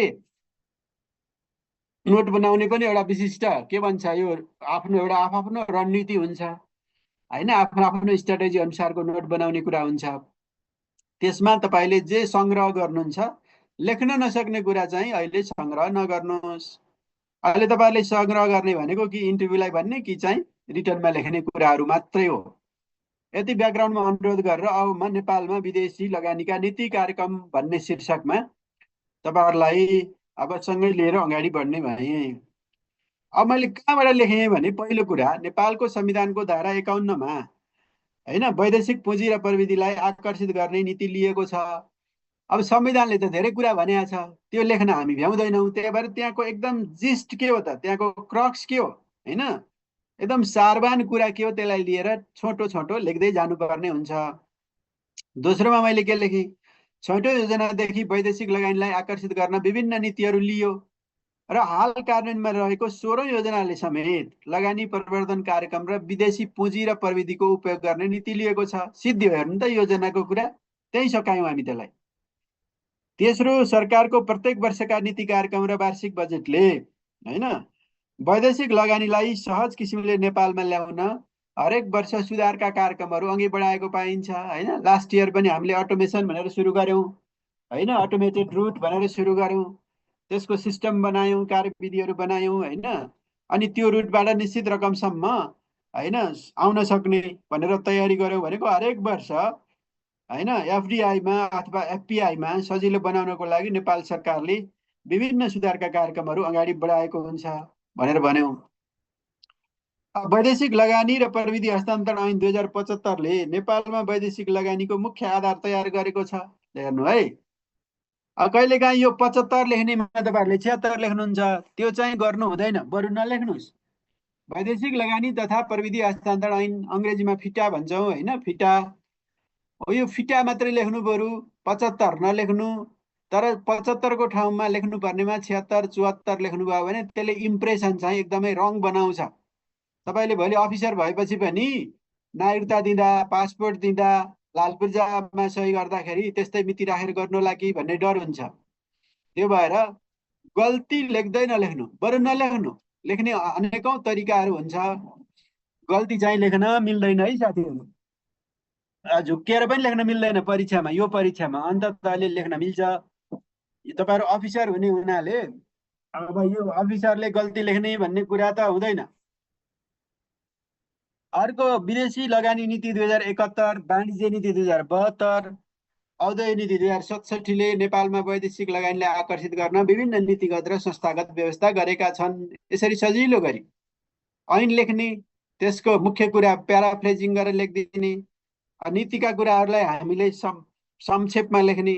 निजीकरण ऐन छ हामीसँग, कम्पनी ऐन छ, लगानी बोर्ड ऐन छ। यिनीहरूले के त लगानीको प्रक्रियागत विषयहरूलाई स्पष्ट गरेका छन् भनेर लेख्यौँ। हेर्नु त, सुरुमा संविधान लेख्यौँ, योजना लेख्यौँ, होइन, नीति कार्यक्रम बजेटको कुरा लेख्यौँ, त्यसपछि ऐन गयौँ, त्यसपछि सेक्टरल पोलिसीहरू, क्षेत्रगत नीति भन्छौँ हामी यिनीहरूलाई, त्यसपछि क्षेत्रगत नीतिमा गयौँ, अनि फेरि ऐनमा गयौँ। यसरी 6-7वटा विषयहरू हामी लेख्यौँ। औद्योगिक व्यवसाय ऐन 2076ले उद्योगको वर्गीकरण, होइन, उद्योगको वर्गीकरण भनेको लगानीको आधारमा 5वटा बनाएको छ, अनि सेवाको आधारमा 8वटा गरेर 13वटा किसिम छन्। 13वटा किसिम पनि तपाईँहरूले सम्झिनु भएको छ होला, होइन। ती किसिमहरूको कुरा गर्न खोजेको यहाँ। अनि त्यो ऐनले के त भन्दा त्यो उद्योगको वर्गीकरण गर्यो र औद्योगिक प्रवर्धनका लागि संस्थागत नीतिगत गरेको छ भन्यौँ। त्यसै गरी उद्योग वाणिज्य मन्त्रालय, लगानी बोर्ड लगायतका कार्यक्रमहरू सञ्चालनमा छन्। एकद्वार नीति छ, होइन, एकद्वार सेवा, एकद्वार नीति, एकद्वार सेवा केन्द्रले स्वीकृति सेवा सहुलियतका काम गर्छ, होइन, भनेर हामी अब एकद्वारमा जाने नीतिहरू पनि छन् र एकद्वार सेवा केन्द्र भनेर स्वीकृति सेवा र सहुलियतका लागि काम गरेको अवस्था छ भनेर कार्यक्रमहरू पनि जोड्दै हामी अगाडि बढ्दैछौँ। नेपालले बहुपक्षीय, क्षेत्रीय र द्विपक्षीय सम्झौता गरेको छ लगानीको सन्दर्भमा, होइन, मल्टिल्याटरल, रिजनल र बायोलेटरल, जसले सबल वातावरणको काम गर्दछ भनेको यसले सबल वातावरण बनाउनलाई सहयोग गरेको छ। लगानी बोर्ड छ हामीसँग, व्यापार तथा निकासी प्रवर्धन केन्द्र छ, औद्योगिक प्रवर्धन तथा लगानी बोर्ड छ। यिनीहरूका कार्यक्रम के छन् त, सञ्चालनमा छन् भनियो। 6 र भन्दा बढीको लगानी स्वीकृति र 200 मेगावाट भन्दा बढीको लगानी स्वीकृति लगानी बोर्डले गर्दछ। ल हेर्नु, लगानी बोर्डको स्कोप पनि हामीले देखायौँ। योभन्दा तलको उद्योग विभागबाट हुन्छ, 6 र भन्दा कम र 200 मेगावाट भन्दा कमको उद्योग विभागबाट हुन्छ। जब त्यसभन्दा माथि जान्छ लगानी बोर्डको कार्यक्षेत्रमा पर्छ भनेको यो। त्यसै गरी उदारीकरणको पहल, दोस्रो पुस्ताको आर्थिक सुधार र आर्थिक कूटनीतिका कार्यक्रमहरू प्राथमिकताका साथ सञ्चालनमा छन्। तपाईँहरूले आर्थिक कूटनीति छुट्टै पढ्नुहुन्छ, छुट्टै टपिक छ, त्यसलाई यहाँ सम्झिनु पर्यो, होइन। आर्थिक कूटनीति भनेको के हो त भन्दा अघि तपाईँहरूले सोधेको वैदेशिक सहयोग हो, होइन, वैदेशिक व्यापार हो, वैदेशिक रोजगारी हो, पर्यटन हो, होइन, ती विषयहरूको साथसाथै अहिले होइन जलवायुका कुराहरू, जलवायु परिवर्तनका कुराहरू, एलडिसीको ग्रेजुएसनका कुराहरू, दिगो विकास लक्ष्यका कार्यान्वयनका कुराहरू पनि आर्थिक कूटनीतिको स्कोपभित्र पर्दछन्। ती विषयहरूलाई हामीले पहिलो बुलेटमा लेख्यौँ। दोस्रोमा उद्योग विभाग, पर्यटन विभाग र अन्य सम्बन्धित विभागका कार्यक्रमहरू के छन् त, लगानी प्रवर्धन गर्ने खालका कार्यक्रमहरू छन्। र समग्रमा लगानी मैत्री वातावरण तयार गर्न सरकार, निजी क्षेत्र र सबै सरकारवालाको तत्परता रहेको अवस्था छ भनेर हामीले यहाँ चाहिँ क्लोज गऱ्यौँ। र अब हामी सबल पक्षहरू भन्नेतिर जान्छौँ। अब स्ट्रेन्थ के छ त, नीति कार्यक्रम हामी 4 नम्बरको लेखेर भ्यायौँ। दोस्रो पुस्ताको आर्थिक सुधार भनेको पहिलो पुस्ताको हामीले 1990बाट सुरु गऱ्यौँ उदारीकरण भनेर, होइन, उदारीकरण भनेर हामीले 1990बाट सुरु गऱ्यौँ। कति वर्ष भयो त भन्दा करिब करिब, होइन, 34 वर्ष भयो। अब त्यो सुधारले मात्रै हुँदैन भनेर अहिले खास गरेर अब अहिलेको सुधार भनेको के हो त भन्दा संरचनात्मक रूपान्तरण भनेर जुन 16 योजनामा रूपान्तरणका क्षेत्रहरू भनेर लेखिया छ नि, त्यहाँ कामहरू छन् नि, के गर्ने भनेको छ 16 योजनाको। तपाईँले खास गरी अब दोस्रो तहको आर्थिक सुधार भनेको के हो भन्नुभयो भने पेज नम्बर 21देखि लेख्नु होला। समष्टिगत आर्थिक आधारहरूको सबलीकरण र उच्च आर्थिक वृद्धि भन्ने जुन च्याप्टर छ त्यसमा भएका नीति रणनीति लगायतका कुराहरू र अब खास गरेर यो अलिकति डिजिटल, होइन, डिजिटल ट्रान्ज्याक्सनमा जाने, होइन, कामहरूलाई डिजिटल्ली अगाडि बढाउने, सिस्टमबाट अगाडि बढाउने, होइन, लगायतका विषयहरू र अर्थतन्त्रको जुन संरचना छ, परम्परागत संरचना, अहिले हामीले काम गरिरहेको संरचना, त्यसलाई अहिलेको आवश्यकता अनुसार सुधार गर्ने भनेको हो दोस्रो दोस्रो भनेर। जसरी तपाईँले इकोनोमिक डिप्लोमेसीमा दोस्रो भनेको के हो, होइन, इकोनोमिक डिप्लोमेसी 2 भनेर पढ्नुहुन्छ नि। अब इकोनोमिक डिप्लोमेसीले पहिला जे कुरा गरिआएको थियो तिनी 1 भए। अब 2 भनेको इकोनोमिक डिप्लोमेसीले पहिला चाहिँ त्यति ह्युमन राइट्सका कुराहरू, सेक्युरिटीका कुराहरू हेर्दैन थियो, अहिले तिनी पनि हेर्नुपर्छ भनिसकेपछि 2 तिर आएको छ कुराहरू, होइन। त्यो विषय मैले राखेँ। अब दोस्रो पुस्ता, ओके। अब अब नेपालमा वैदेशिक लगानीका लागि सबल पक्षहरू के छन् त भन्नेमा हामी लेख्नु पर्यो। यो कतिको हो त भन्दा 3 नम्बरको हो। 3 नम्बर भनिसकेपछि तपाईँ बुदामा लेख्नुहुन्छ भने 10 भन्दा बढी लेख्न भ्याउनुहुन्न, 10वटा जति, 10-11 भन्दा बढी लेख्न भ्याउनुहुन्न। त्यो एउटा बेन्चमार्क बनाउँदा पनि हुन्छ। र धेरै छ तपाईँले जानेको भने मर्ज गरेर लेख्दा पनि हुन्छ। बुदाहरू धेरै बनाउनु भन्दा मर्ज गरेर अलिकति स्पेसिफिक किसिमले एकै ठाउँमा लेख्न सक्नुहुन्छ। नीतिगत स्पष्टता र कार्यान्वयनमा जोड किन लेखियो भन्दा नेपाल अहिले खास गरेर डब्लुटिओको सदस्य भइसकेपछि हामीले डब्लुटिओ अनुसारका नीतिहरू बनाइसकेपछि अब हरेक देशले हाम्रो नीतिहरूलाई, होइन, हेर्न सक्छ, वेबसाइटमा हेर्न सक्छ, अथवा हाम्रो जिनेभा मिसन छ त्योसँग माग्न सक्छ, मागेर अध्ययन गर्न सक्छ। र नेपालको लगानीको के छ त प्रावधानहरू भन्ने कुरा सबै देशहरूले, अहिले डब्लुटिओको सदस्यहरू 166 छ, 166 मध्ये अब नेपाल त भइहाल्यो, 165ले हेर्न सक्छ भनेको यो। उदार अर्थव्यवस्था र लगानी मैत्री वातावरणमा सबैको जोड छ,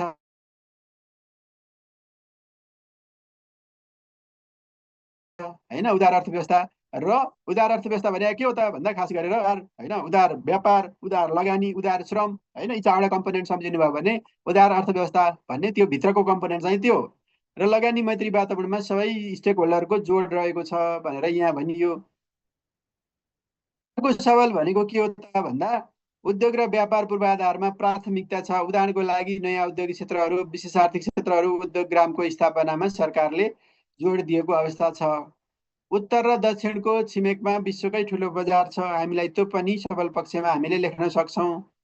खुला र उदार अर्थतन्त्र भएको कारण प्रतिस्पर्धात्मक बजार छ, होइन। अब हामीले कार्टेलिङ, सिन्डिकेट जस्ता कुराहरूलाई, होइन, अन्त्य गर्ने भनेका छौँ। प्रतिस्पर्धामा चल्ने खालको बजार बनाउने भनेको हुनाले त्यो हाम्रो तेस्रो स्ट्रेन्थमा हामीले खुला र उदार अर्थतन्त्र भनेर लेख्यौँ।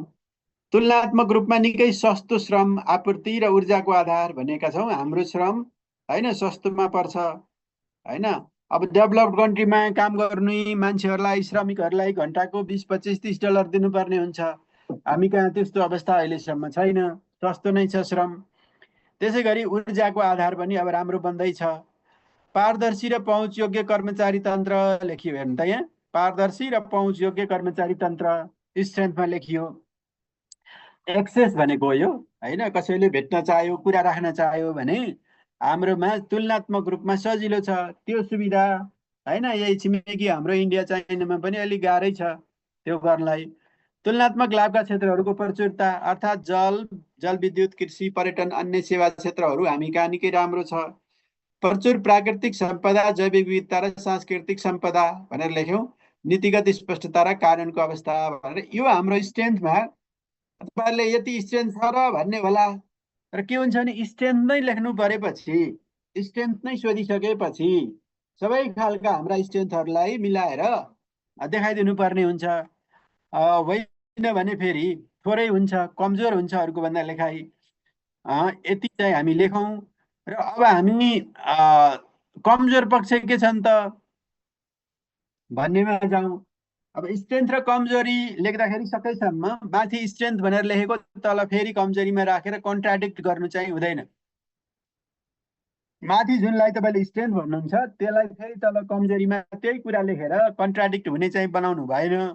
फरक फरक किसिमले लेख्नुपर्ने हुन्छ। जसलाई तपाईँले स्ट्रेन्थमा लेखिसक्नुभयो त्यसलाई कमजोरीमा लेख्नु मिल्दैन। लेख्नै पर्यो भने पनि अर्को किसिमले, अर्को न्यारेटिभ्सले लेख्नुपर्ने हुन्छ। लगानीका सन्दर्भमा राजनीतिक दलबीच एकमत नहुनु, सरकार परिवर्तन भएपछि कतिपय ठुला आयोजनाका पुराना निर्णयको, होइन, विपरीत नयाँ निर्णय समेत हुने गरेका छन् भनेर पहिलो कमजोरी पक्षमा राजनीतिक दलबीच एकमत भएन र कतिपय डिसिजनहरू सरकार परिवर्तन हुनासाथ लगानीका ठुला ठुला निर्णयहरू पनि हामी कहाँ परिवर्तन हुने गरेका छन् भनेर यो विषयलाई लेखियो। पहिलो विषय, नेपालमा वैदेशिक लगानीले साना उद्योग बन्द हुने, नेपाली ज्ञान सिप हराउने, प्राकृतिक स्रोतको दोहन हुने जस्ता विषय निरन्तर उठाउने, अर्थात् नकारात्मक चर्चा बढी हुने गरेको छ, होइन? वैदेशिक लगानी कि त लिनै भएन, लिने हो भने यस्तो नेगेटिभ डिस्कोर्स चलाएर, होइन, हामीले अनावश्यक रूपमा बढी व्याख्या विश्लेषण गर्नु भएन कि त हामीले यो क्षेत्रमा लिँदैनौँ भन्नु पर्यो। लिने नै भनिसकेपछि फेरि यस्तो नेगेटिभ कुराहरू गर्नाले, होइन, हामीलाई नै घाटा हुने अवस्था छ भने दोस्रोले। तेस्रो, नेपालमा असल अभ्यासहरूलाई संस्थागत गर्न बाँकी छ, होइन? असल अभ्यासहरू छन् हामी कहाँ, तर तिनीहरूलाई संस्थागत गर्न बाँकी छ। विधि पद्धति बनाउने भन्दा पनि तदर्थतामा काम गर्न मन पराउने अभ्यास छ भनेको के हो भने हामीले सिस्टमहरू भन्दा पनि कहिलेकाहीँ सिस्टम बाहिरबाट काम गर्ने हुनाले बाहिरको मान्छेहरूले त वाच गरिरहेको हुन्छ सबै, होइन? जसले नेपालमा लगानी गर्न चाहन्छ उसले त नेपालको सबै कुराहरू फलो गरिरहेको हुन्छ। त्यस्तो सन्दर्भमा उनीहरूले सिस्टमभन्दा बाहिरबाट गएको कुराहरू मन पराउँदैनन् भनेको तेस्रो कमजोरीमा। चौथोमा, नेपालको तराई, पहाड, हिमालको लगानी र विकासले एक अर्कोलाई योगदान गर्न सकेन। हेर्नु त अलिकति आइसोलेसनमा लगानी भएको छ है भनेको हो, होइन? तराई, पहाड, हिमालको लगानीले एकले अर्कोलाई कन्ट्रिब्युट गर्न सक्नुपर्ने हो, होइन? परिपूरक हुन सक्नुपर्ने हो। त्यो चाहिँ के छ त छैन भनियो कमजोरीमा। वैदेशिक लगानी र विकासले समाजको तल्लो तहका मानिसका व्यवहारलाई छुन सकेको छैन, होइन? लगानी जति नै आए पनि समाजको तल्लो तहको मानिस भनेको अब 20% गरिबी जुन छ, होइन? 20% गरिबी भनेको 60 लाख मान्छेहरू अहिले गरिब छन् नेपालमा। त्यो पनि निरपेक्ष गरिबी, होइन? Absolute poverty. करिब करिब 11% बेरोजगारी भनेको करिब 30 लाख मान्छेहरू बेरोजगार छन्। अब तिनीहरूलाई हाम्रो लगानीले कति एड्रेस गर्न सक्यो त भन्दा रिजल्ट त्यति राम्रो देखिँदैन। नीतिगत परिवर्तन र अस्पष्टताका साथै स्वीकृतिमा ढिलाइ भनेको छु मैले यहाँ। मालदिव, सिङ्गापुर, हङकङमा एकै दिनमा स्वीकृति हुन्छ। हेर्नु त, मालदिव, सिङ्गापुर र हङकङमा सामान्यतया है डकुमेन्ट पुगेको छ भने एकै दिनमा स्वीकृति हुन्छ। थाइल्यान्ड, बङ्गलादेशमा 1 हप्तामा स्वीकृत हुन्छ, तर नेपालमा धेरै महिना भन्ने चलन छ। हेर्नु त, कम्तीमा पनि वैदेशिक लगानी छिटो टुङ्गियो भने 3 महिना भन्ने छ अहिले। हामीले आयात अनुमति 7 दिनमा दिन्छौँ, तर लगानी अनुमति दिन किन 7 महिना लाग्छ भन्ने पनि प्रश्न छ। यो कमजोरीमा आयो है मित्रहरू। हामीले इम्पोर्टको लागि, होइन, 7 दिनमा एलसी खोलिदिन्छौँ, 7 दिन पनि लाग्दैन भने लगानी गर्नलाई किन हामीलाई 7 महिना लाग्छ भन्ने प्रश्न पनि छ। स्वीकृति र कार्यान्वयनको चरणमा अरू देशहरूमा भन्दा निकै लामो समय लाग्ने गरेको छ। भूपरिवेष्टित र अति कम विकसित देश भएकोले उत्पादन लागत र व्यापार लागत पनि बढी छ भनेर लेख्नु पर्यो हेर्नु त। यो पनि हाम्रो के त नेपालको सन्दर्भमा कमजोरी भयो। के कमजोरी भयो त भन्दा सुरुमा पोलिटिकल होइन डिस्कोर्सबाट सुरु गर्यौँ। दोस्रोमा अलिकति हामीका नेगेटिभ रूपमा धेरै व्याख्या विश्लेषण हुने गरेकोले त्यसले वैदेशिक लगानी प्रभावित भएको छ दोस्रोमा। तेस्रो हामीले अब असल अभ्यासहरूलाई संस्थागत गर्न विधि पद्धतितिर होइन काम गर्ने बानीको विकास गर्नुपर्ने छ भन्यौँ। त्यसपछि तराई पहाड हिमालको लगानी जुन छ त्यो आइसोलेसनमा भयो, एक्लै अर्कोलाई कन्ट्रिब्युट गर्न नसकेको अवस्था छ भन्यौँ। त्यसै गरी स्वीकृतिकोमा हामीले इक्जाम्पलहरू लेख्यौँ। यसरी इक्जाम्पलहरू लेखिदिनु भयो भने राम्रो हुन्छ। स्वीकृतिमा ढिलाइ मात्रै नभनेर होइन हामीले त्यसलाई स्पष्ट गर्न सक्यौँ भने राम्रो हुन्छ। तर सबैमा भ्याउनुहुन्न समयले गर्दा बिचबिचमा इक्जाम्पल दिन सक्नुहुन्छ। स्वीकृति र कार्यान्वयनको चरणमा निकै लामो समय लाग्छ र एलडिसीको कुरा एलएलडिसीको कुरा यहाँ लेख्यौँ हामी, एलडिसी प्लस एलएलडिसीको कुराहरू। पूर्वाधारको न्यूनता र कमजोर खालका पूर्वाधारहरू छन् हामी कहाँ। यो भने के हो त भन्दा आर्थिक होइन औद्योगिक पूर्वाधारहरू, व्यापारहरू, ती पूर्वाधारहरू के छन् त कमजोर छन्। श्रमको उत्पादकत्व कमजोर छ, बजारको सानो आकार छ र दक्ष जनशक्तिको न्यूनता छ। औद्योगिक सुरक्षा र श्रम सम्बन्धमा निकै कठिनाइ छ हामी कहाँ होइन। श्रम सम्बन्धका कुराहरूमा विगतमा धेरै वैदेशिक लगानीका उद्योगहरू कम्पनीहरू श्रम सम्बन्धको कारणले नेपाल छोडेर गएको अवस्था पनि छ। त्यसै गरी बेला बखतमा हुने गरेका द्वन्द, बन्द, हडताल र होइन यहाँ द्वन्द दुई ठाउँमा भएछ।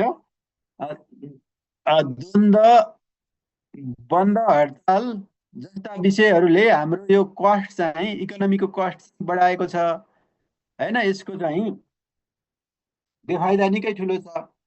संस्थागत सुशासन र औद्योगिक विकासको कमजोर अवस्थाले गर्दा हाम्रा लगानी प्रवर्धनमा होइन प्रवर्धन गर्ने निकायले डेलिभरी नै दिन सकेनन् भन्ने छ होइन। उनीहरूले के त अब गुड गभर्नेन्स र औद्योगिक विकासको कमजोर अवस्थाले गर्दा होइन, गुड गभर्नेन्स नभएको र औद्योगिक विकासको कमजोर अवस्थाले गर्दा हाम्रा लगानी प्रवर्धन गर्ने निकाय भनेको मन्त्रालय, विभाग, समिति, केन्द्र, प्रतिष्ठानहरू जति छन् तिनीहरूले डेलिभरी नै दिन सकेनन् भन्ने पनि त्यस्तो अवस्था छ।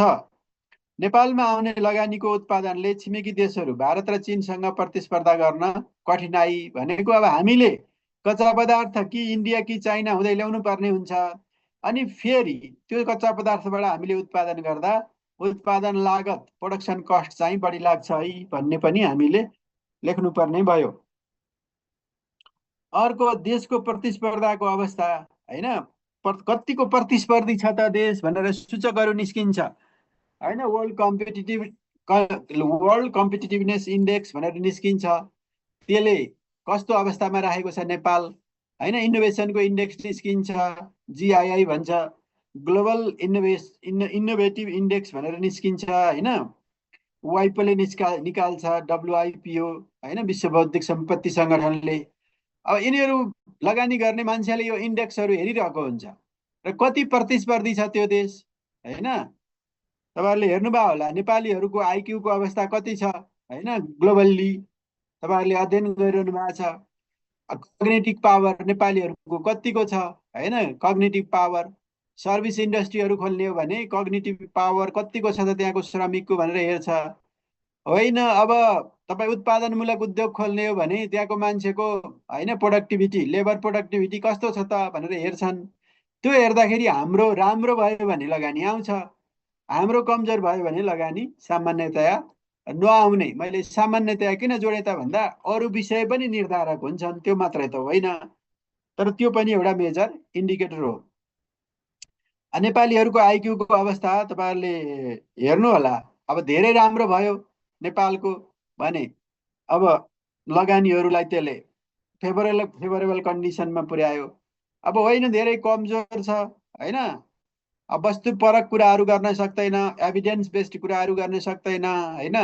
गफगाफहरू मात्रै धेरै गर्न सक्छ भने त्यस्तो श्रमशक्तिलाई राम्रो मानिँदैन।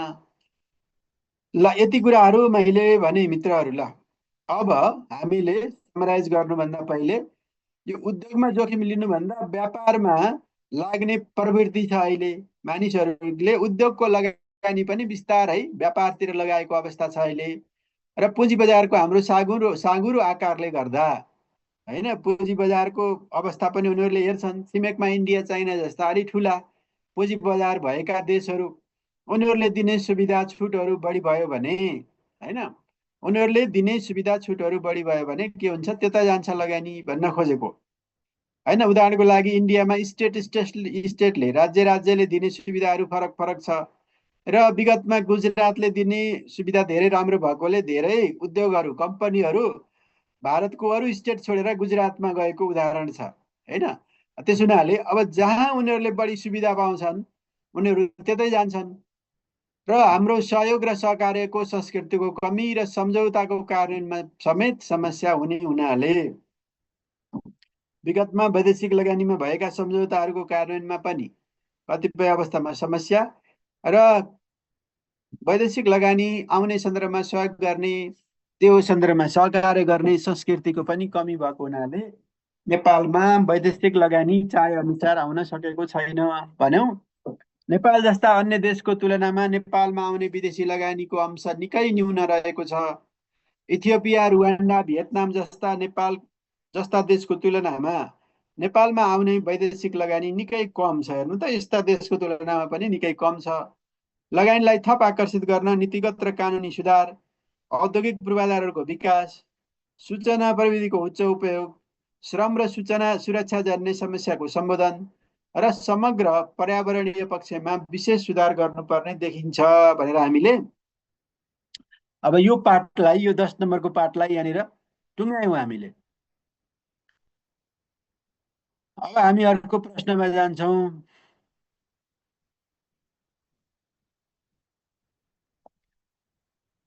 अब नेपालमा प्रत्यक्ष वैदेशिक लगानीका बाधाहरू भन्नुभएको रहेछ। ती बाधाहरू कसरी हटाउने मा के लेख्ने भन्नुभएको छ होइन। अब यो के हो भने बाधा भनेको त बेरियर हो, अब्स्टेकल्सहरू हो, कठिनाइहरू हो होइन। अब कठिनाइहरू भनेर जानु पर्यो भने बाधाहरूमा के लेख्नु पर्यो भने तपाईँको खास गरी कुनै पनि देशमा लगानी जाने र नजाने होइन। अब यो नजानेतिर लेख्नु पर्यो, नजाने इन्डिकेटरहरू छन्, त्यो नजाने इन्डिकेटरहरूको सन्दर्भमा लेख्नु पर्यो। अब पहिलो बाधा भनेको के होला भन्दा, पहिलोबाट म गएँ, केही मुख्य भन्छु मैले। नेपालमा किन हामीले वैदेशिक लगानी धेरै ल्याउन सकेनौँ होइन। बाधाहरू के छन् भन्दा, पहिलो बाधा भनेको सरकारको स्थायित्व होइन, राजनैतिक स्थायित्व, राजनैतिक सहमति होइन, राजनैतिक सोचहरूको अवस्था वैदेशिक लगानीको सन्दर्भमा है। अरू अरू अरू होइन, वैदेशिक लगानीमै सम्झिनु पर्यो यहाँनिर। एउटा राजनैतिक विषयबाट, पोलिटिकल दृष्टिकोणबाट लेख्न सक्छौँ पहिलो बाधा। किन कसैले त्यही वैदेशिक लगानीलाई राम्रो भन्ने, कसैले फेरि होइन त्यसैमै बाधा अवरोधहरू गर्ने, विरोधहरू गर्ने जुन अवस्था छ अहिले, एउटा पोलिटिकलबाट लेखौँ।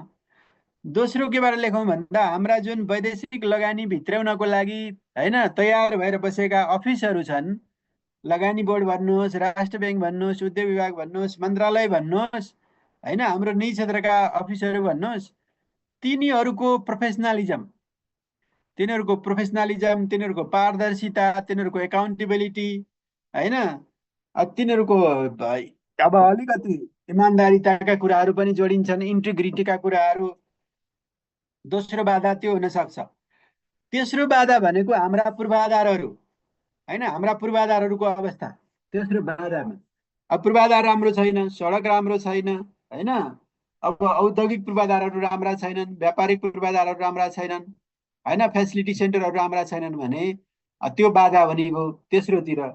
चौथोतिर आइसकेपछि अर्को बाधा भनेको हाम्रो एडमिनिस्ट्रेटिभ जुन प्रोसेस छ, अघि माथि हामी उदाहरणमा भन्यौँ, एडमिनिस्ट्रेटिभ प्रोसेस, एडमिनिस्ट्रेटिभ कल्चर होइन, हामी कहाँ अलिकति ढिलो हुने जुन प्रवृत्ति छ, त्यसलाई हामी चौथोतिर लेख्न सक्छौँ।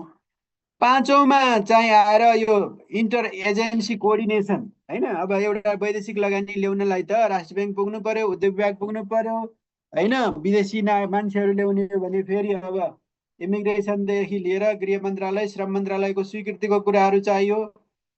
ती विषयहरूमा अब जग्गा किन्न पर्ने हो भने मालपोतका कुराहरू, भूमि सुधार मन्त्रालयको कुराहरू आकर्षित हुने भयो। होइन, अलि ठुलो प्रोजेक्ट हो भने वन वातावरणका इआइए आइइए का कुराहरू आउँछ। त्यो इन्टर एजेन्सी कोअर्डिनेसनले पनि के त निकै बाधा पुर्याएको अवस्था छ। त्यो कोअर्डिनेसन चाहिँ राम्रो भएन।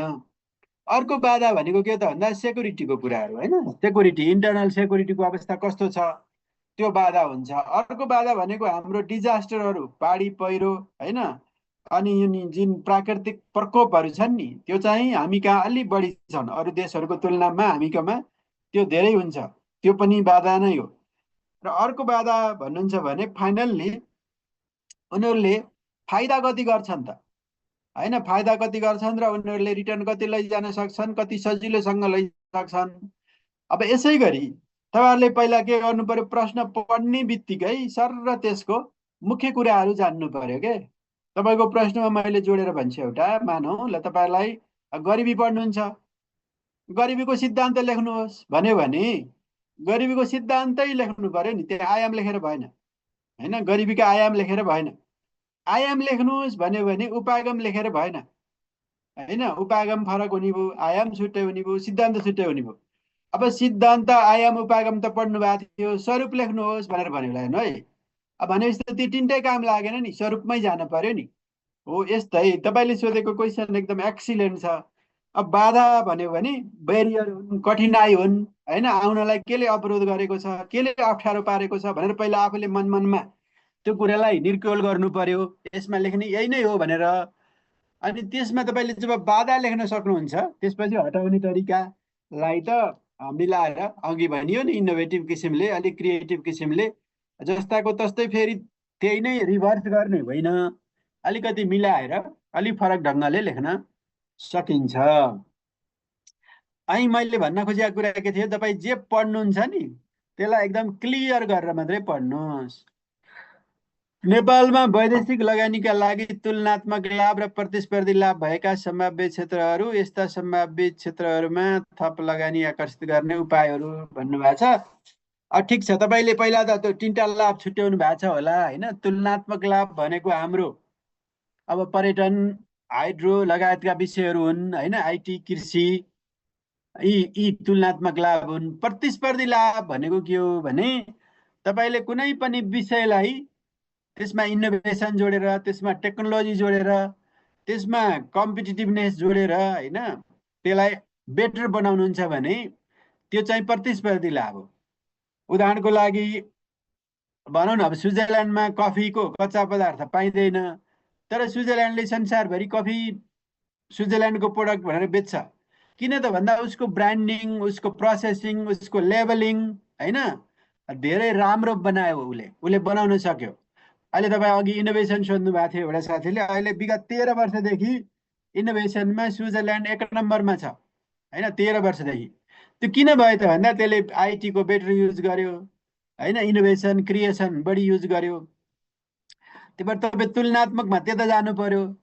अब प्रतिस्पर्धीमा ठ्याक्कै मिल्ने त होइन, तर तपाईँलाई मैले इक्जाम्पल भन्दा अहिले हामीले नेपालमा फलाम छैन, तर अहिले एक्सपोर्टमा 1 नम्बरमा फलाम छ, होइन, उदाहरणको लागि मात्रै है। त्यो हामी त्यस्तो प्रतिस्पर्धी क्षमता भएर हामीले त्यसलाई निर्यात गरेको होइन। तर फर इक्जाम्पल तपाईँले नेपालले अहिले सबभन्दा धेरै निर्यात गर्ने फलाम, होइन, लास्ट इयरको, तर नेपालमा फलाम त छैन, हामीले त कहीँ पनि उत्खनन गरेका छैनौँ। भनेपछि बाहिरको कच्चा पदार्थ ल्याएर पनि तपाईँले त्यसलाई, होइन, राम्रो गरी प्रोसेसिङ, लेबलिङ, ब्रान्डिङ, होइन, आइटीको युज गरेर पठाउन सक्नुहुन्छ भने त्यसलाई प्रतिस्पर्धी लाभ भन्ने हो। अब नेपालमा प्रतिस्पर्धी लाभको क्षेत्र अहिले के हुन्छ भन्नुभयो भने एउटा सजिलो गरी भन्न सक्ने भनेको आइटी हो, है, आइटी हो। अरू ठ्याक्कै भन्न सक्ने विषयहरू कमै छन्। र यसमा अब तपाईँ के भयो, माथिल्लो कृषि, पर्यटन लगायतको कुराहरू तुलनात्मक, र दोस्रो आइटीको लागि अब थप विदेशी लगानी आकर्षित गर्नलाई त प्रभावकारी उपाय भनेको तपाईँको के हुन सक्छ भने अघि हामीले जुन ब्यारियरहरू भनियो नि, बाधाहरू, ती बाधाहरूलाई हटाउने गरी हामी रिकमेन्डेसन लेख्नु पर्यो। मलाई लाग्छ अब यहाँ अर्को उत्तर रिकमेन्डेसनकै छ। त्यो रिकमेन्डेसनलाई नै तपाईँले यसमा जोड्न सक्नुहुन्छ। त्यहाँ आएन भने म भनौँला, अहिले एकैछिनमा भनौँला। अब लगानी प्रवर्धन गर्नलाई हेर्नु त, यहाँ मैले जे लेखेँ नि यो 3 नम्बरको उत्तर, नेपालमा विदेशी लगानी वृद्धि गर्न के कस्ता उपाय अवलम्बन गर्नुपर्छ भन्ने जुन यो प्रश्न छ, यसलाई नै तपाईँले तुलनात्मक र प्रतिस्पर्धी अघिको उपायमा लगेर यहाँका विषयहरू राख्न सक्नुहुन्छ। त्यसलाई म भन्दै जाउँला। अब विदेशी लगानीलाई आकर्षण गर्न अपनाउनु पर्ने मुख्य उपायहरू। अब प्रश्नले चाहिँ उपायहरू मात्रै सोधेको हुनाले हामी उपाय लेख्न थाल्यौँ। नेपालमा वैदेशिक लगानी आकर्षित गर्न राजनैतिक दल बीचको एउटै धारणा हुनुपर्ने हुन्छ, होइन? राजनैतिक स्थायित्व र नीतिगत स्थायित्व अति आवश्यक छ। औद्योगिक नीति 2067 र विदेशी लगानी नीति 2071 र अन्य लगानी सम्बन्धी नीतिहरूलाई परिमार्जन गरी प्रभावकारी किसिमले लागू गर्नु आवश्यक छ। औद्योगिक नीति आएको 14 वर्ष भयो हेर्नु त। यो नीतिले अहिलेको आवश्यकतालाई सम्बोधन गर्न सक्दैन। यसरी तपाईँले स्पष्ट रूपमा भनिदिनु पर्यो। 14 वर्ष पुरानो माइन्डसेटले, होइन, एउटा अब नीतिमा पनि माइन्डसेट हुन्छ नि एक खालको, त्यो माइन्डसेटले अहिले 14 वर्ष पछिका लगानीका कुराहरूलाई एड्रेस गर्न चाहिँ निकै गाह्रो हुन्छ। दोस्रो मैले के लेखेँ, नयाँ बौद्धिक सम्पत्ति कानुन तर्जुमा गरी लागू गर्ने। हाम्रो निकै पुराना छन् यिनीहरू, जहाँ आइपी राइट्स राम्रो हुँदैन त्यहाँ पनि के हुन्छ, लगानी आउँदैन, माथि छुटेछ। आइपी राइट्सको कुरा पनि माथि लेख्न सक्नुहुन्छ। छलफल र मस्यौदा गर्न लागेको करिब 10 वर्ष भयो यो कानुन बनाउनलाई, है। अब यो निजामती सेवा ऐन जस्तै हो नि भयो पनि। विषम 2022 को बौद्धिक सम्पत्ति कानुनले बौद्धिक सम्पत्तिको व्यवस्थापन गर्न कठिन छ भन्यो। अहिले हामीसँग भएको बौद्धिक सम्पत्ति सम्बन्धी कानुन 2022 सालको छ। त्यो 22 सालको कानुनले हुन त सामान्य संशोधन त भएको छ, तर त्यो सामान्य संशोधन भनेको के हो भने तपाईँ बिल्डिङ 22 सालमा बनाउनु भयो, अहिले कोठा थपे जस्तो मात्रै हो, होइन? कोठा थप्ने, तला थप्ने गरी जस्तो मात्रै हो त्यो सामान्य संशोधन भनेको। त्यो 22 सालको कानुनले 22 सालमा नेपालको अवस्था कस्तो थियो, अहिले त्यसले काम गर्न नसकिने छ भनेर दोस्रो रिकमेन्डेसन यो भयो। तेस्रोमा विदेशी लगानी तथा प्रविधि हस्तान्तरण ऐन 2075लाई परिमार्जन गरी लागू गर्ने भनियो। किन भन्दा अब यो पनि, होइन, 5-6 वर्ष पछि लगानीको सन्दर्भमा धेरै विषयहरू नयाँ आउँछन्। त्यो नयाँ विषयलाई सम्बोधन गर्नको लागि नयाँ ऐन हामीलाई चाहिन्छ भन्न खोजेको। त्यसै गरी पूर्वाधारमा अलिकति लेखौँ। औद्योगिक क्षेत्र, विशेष आर्थिक क्षेत्र, उद्योग ग्राम, होइन, वस्तु केन्द्रित क्षेत्र निर्माण गरी प्रभावकारी रूपमा कानुन गर्ने। विशेष आर्थिक क्षेत्रमा भवन बनाउनु भन्दा औद्योगिक पूर्वाधार पहिले बनाउने गरी काम गर्नुपर्ने। अब हाम्रो सेजहरूमा हेर्नुभयो भने बिल्डिङहरू बनेको छ तर आर्थिक पूर्वाधार चाहिँ छैन, होइन, औद्योगिक पूर्वाधार चाहिँ छैन। त्यो भएको भएर त्यो बिल्डिङहरू छ। उदाहरणको लागि नजिकैको काभ्रेपलाञ्चोक जिल्लामा एउटा सेज छ, सेज बनेको छ, बिल्डिङ रेडी छ, 2-3 वर्ष भयो बिल्डिङ रेडी भएको, तर त्यसको आँगनमा, फिल्डमा ठुला ठुला रुखहरू काट्नै बाँकी छ अहिले। यो विषय किन भयो त भन्दा मान्छेहरू त्यहाँको जो म्यानेजमेन्टमा थिए उनीहरूले बिल्डिङ पहिला बनाइदिए। अब पहिला त औद्योगिक पूर्वाधार बनाएर, होइन, औद्योगिक पूर्वाधार बनाइसकेपछि बिल्डिङ त सानो बिल्डिङ भए पनि, होइन, एउटा प्रिफ्याबको बिल्डिङ बनाएर पनि त्यो उद्योगहरूलाई सञ्चालन गर्ने सम्बन्धमा एउटा सानो प्रशासनिक अफिस राख्ने न हो। ठुलो ठुलो बिल्डिङहरू, करोडौँको बिल्डिङहरू बन्यो तर पूर्वाधार भएन। हामी कहाँ यो समस्या भयो भनेको। त्यसै गरी अर्थ मन्त्रालय, परराष्ट्र मन्त्रालय, उद्योग वाणिज्य मन्त्रालय, उद्योग विभागको क्षमता विकास गर्ने र कार्य सरलीकरणका साथै प्रविधिको चाहिँ प्रयोग गर्नु पर्यो, होइन, प्रविधिको चाहिँ प्रयोग गर्नु पर्यो, प्रविधिको प्रयोग गरेर अगाडि बढ्नु पर्यो भन्ने विषयहरू यहाँ हामीले लेख्यौँ। त्यसै गरी औद्योगिक सम्बन्ध र औद्योगिक सुशासनमा सुधार गर्ने। अब औद्योगिकमा पनि सुशासन हुन्छ। औद्योगिक सुशासन भनेको के हो त भन्दा त्यही औद्योगिक क्षेत्रमा पारदर्शिता, उत्तरदायित्व, होइन, कानुनको शासन, जनसहभागिता, होइन, अथवा त्यहाँ जन नहोला, सहभागिता, होइन, जन नराखौँ, सहभागिताको कुराहरू गरौँ। अब त्यो भयो भने औद्योगिक सुशासन हुने भयो। अनि इन्डस्ट्रियल रिलेसन पनि के त, हरेक दिन समस्याहरू आउने, होइन, ट्रेड युनियन र म्यानेजमेन्टका कुरा नमिल्ने, ट्रेड युनियन, म्यानेजमेन्ट, सरकारका छुट्टा छुट्टै दृष्टिकोणहरू हुने, त्यसमा पनि अदालत गइसकेपछि अदालतको अर्को भर्डिक्ट आउने खालका विषय भयो भने त 4 थरी ओपिनियन भयो नि। मैले आइआरमा भने है, त्यो इन्डस्ट्रियल रिलेसनमा के भने ट्रेड युनियनको एउटा भनाइ, सरकारको अर्को भनाइ, अदालतको अर्को भनाइ, म्यानेजमेन्टको अर्को भनाइ भयो भने त्यो औद्योगिक सम्बन्ध राम्रो भएन। ती 4वटैको भनाइ के त एउटै हुनु पर्यो, अनि एउटै भोइस हुनु पर्यो, अनि मात्रै त्यस्तो ठाउँमा अनि लगानी बढाउन सकिन्छ भन्ने विषय भयो। जग्गा प्राप्ति सहज किसिमले गर्न सक्ने र हाम्रो जग्गा प्राप्तिको विषयहरू पनि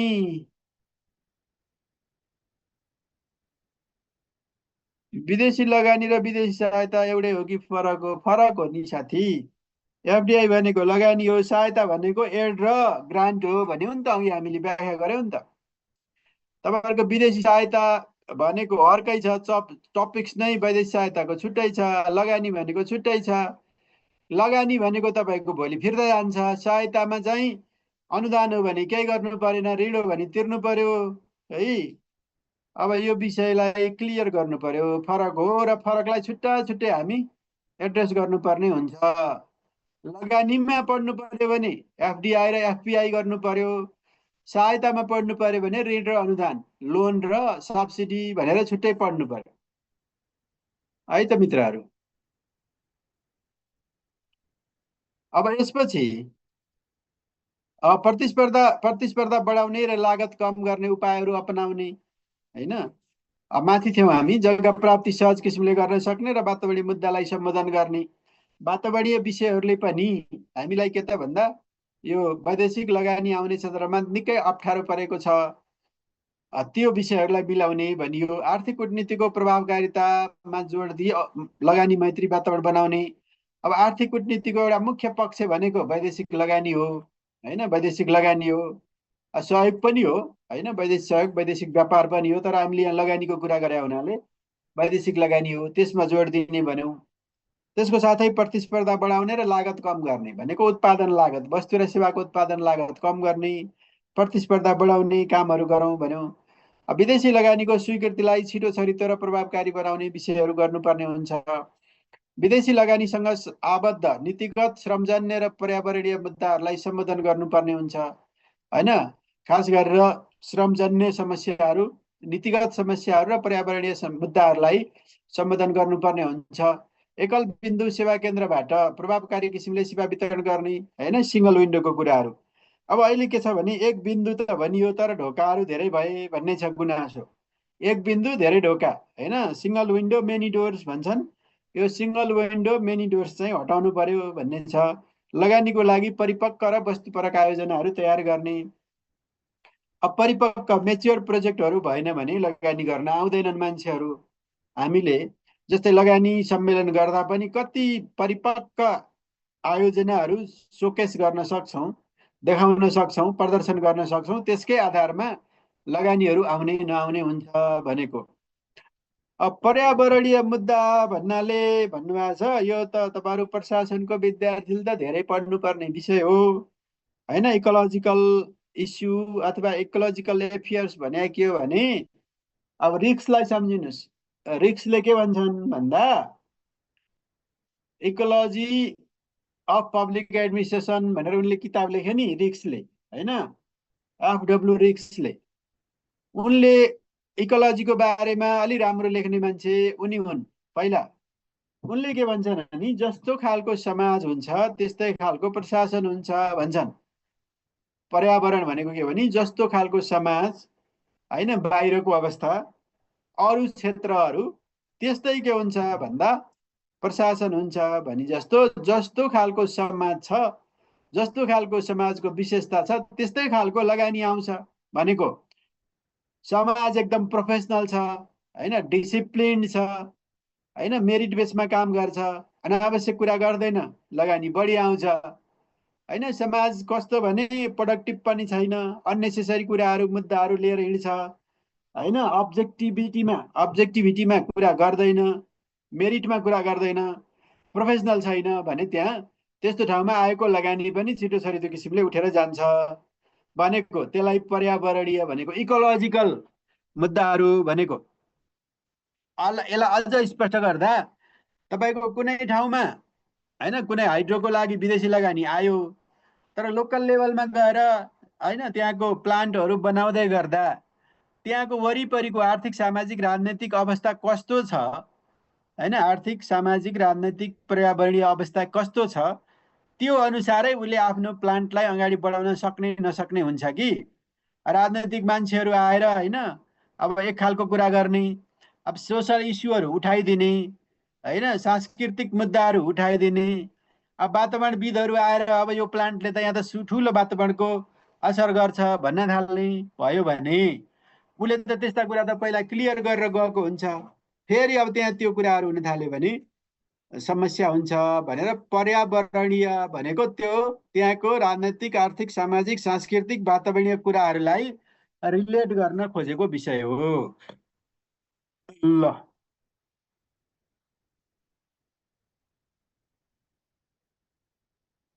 ओके, अब अनि लगानी औद्योगिक र व्यापारका तथ्याङ्कलाई होइन हामीले भरपर्दो बनाउनु पर्यो। हाम्रो स्ट्याटिस्टिक्सहरूलाई एउटा त तथ्याङ्क नै छैन, अर्को भएको पनि खण्डीकृत छैन, खण्डीकृत भन्ने छ अहिले।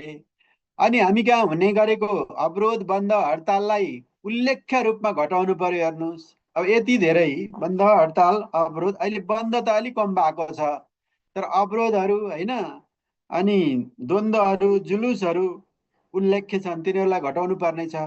थप मुलुकहरूसँग द्विपक्षीय लगानी र कर मुक्तिका सम्झौताहरू गर्दै जानुपर्नेछ। असल अभ्यासहरूलाई संस्थागत गर्दै जानुपर्ने आवश्यकता छ। विधि र पद्धति भन्दा पनि बाहिरबाट काम गर्ने प्रवृत्ति जुन छ अहिले पनि छ, त्यसलाई अन्त्य नगर्ने हो भने होइन मानिसहरूले होइन यहाँ त इन्फर्मल ट्र्याकबाट काम हुन्छ भन्ने भयो भने त्यस्तो ठाउँमा लगानी लिएर नआउने हुन्छ। नेपालको तराई पहाड हिमालको लगानीले एकले अर्कोलाई के त योगदान गर्ने गरी विकासको ढाँचा तयार गर्नुपर्नेछ। अघि जुन मित्रले बाधाहरू के हुन् कसरी हटाउने भन्नुभएको थियो नि, लेख्ने यही नै हो। तर अलिकति प्याराफ्रेजिङ गर्दा त्यो बाधालाई तपाईँले सम्झेर बाधाका कुराहरू आउने गरी यहाँ मैले जति लेखेको छु 4 5 प्लस अनि 7 8 9 10 11 12वटा जति कुरा छन्, यिनलाई हामी बाधामा पनि लेख्न सक्छौँ होइन, अवरोधमा पनि लेख्न सक्छौँ, समस्यामा पनि लेख्न सक्छौँ। तर त्यो क्वेसनले जसरी भनेको छ त्यो अनुसारको ओरिएन्टेसन चाहिँ लेखाइमा थोरै फरक पार्नुपर्ने हुन्छ।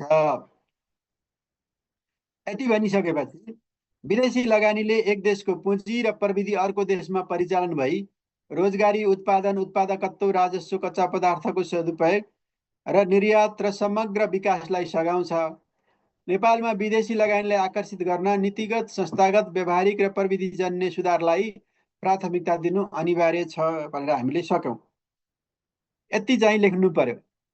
सुझाव लेख्नु पर्यो भने यसरी, अब यहाँ धेरै विषय छुटेका छन्, तपाईँहरूले आफ्नो नोटमा यो विषयहरू लेख्दा होइन, अब प्रश्न अनुसार त तपाईँहरूले नोट बनाउनुहुन्न, तपाईँहरूले सिलेबस अनुसार बनाउनुहुन्छ। अब सिलेबस अनुसार बनाउँदा करिब करिब अब अलिक ठुलो एरिया छ भने 15-20वटा पक्षहरूलाई तपाईँहरूले नोटमा उतार्नु पर्ने हुन्छ।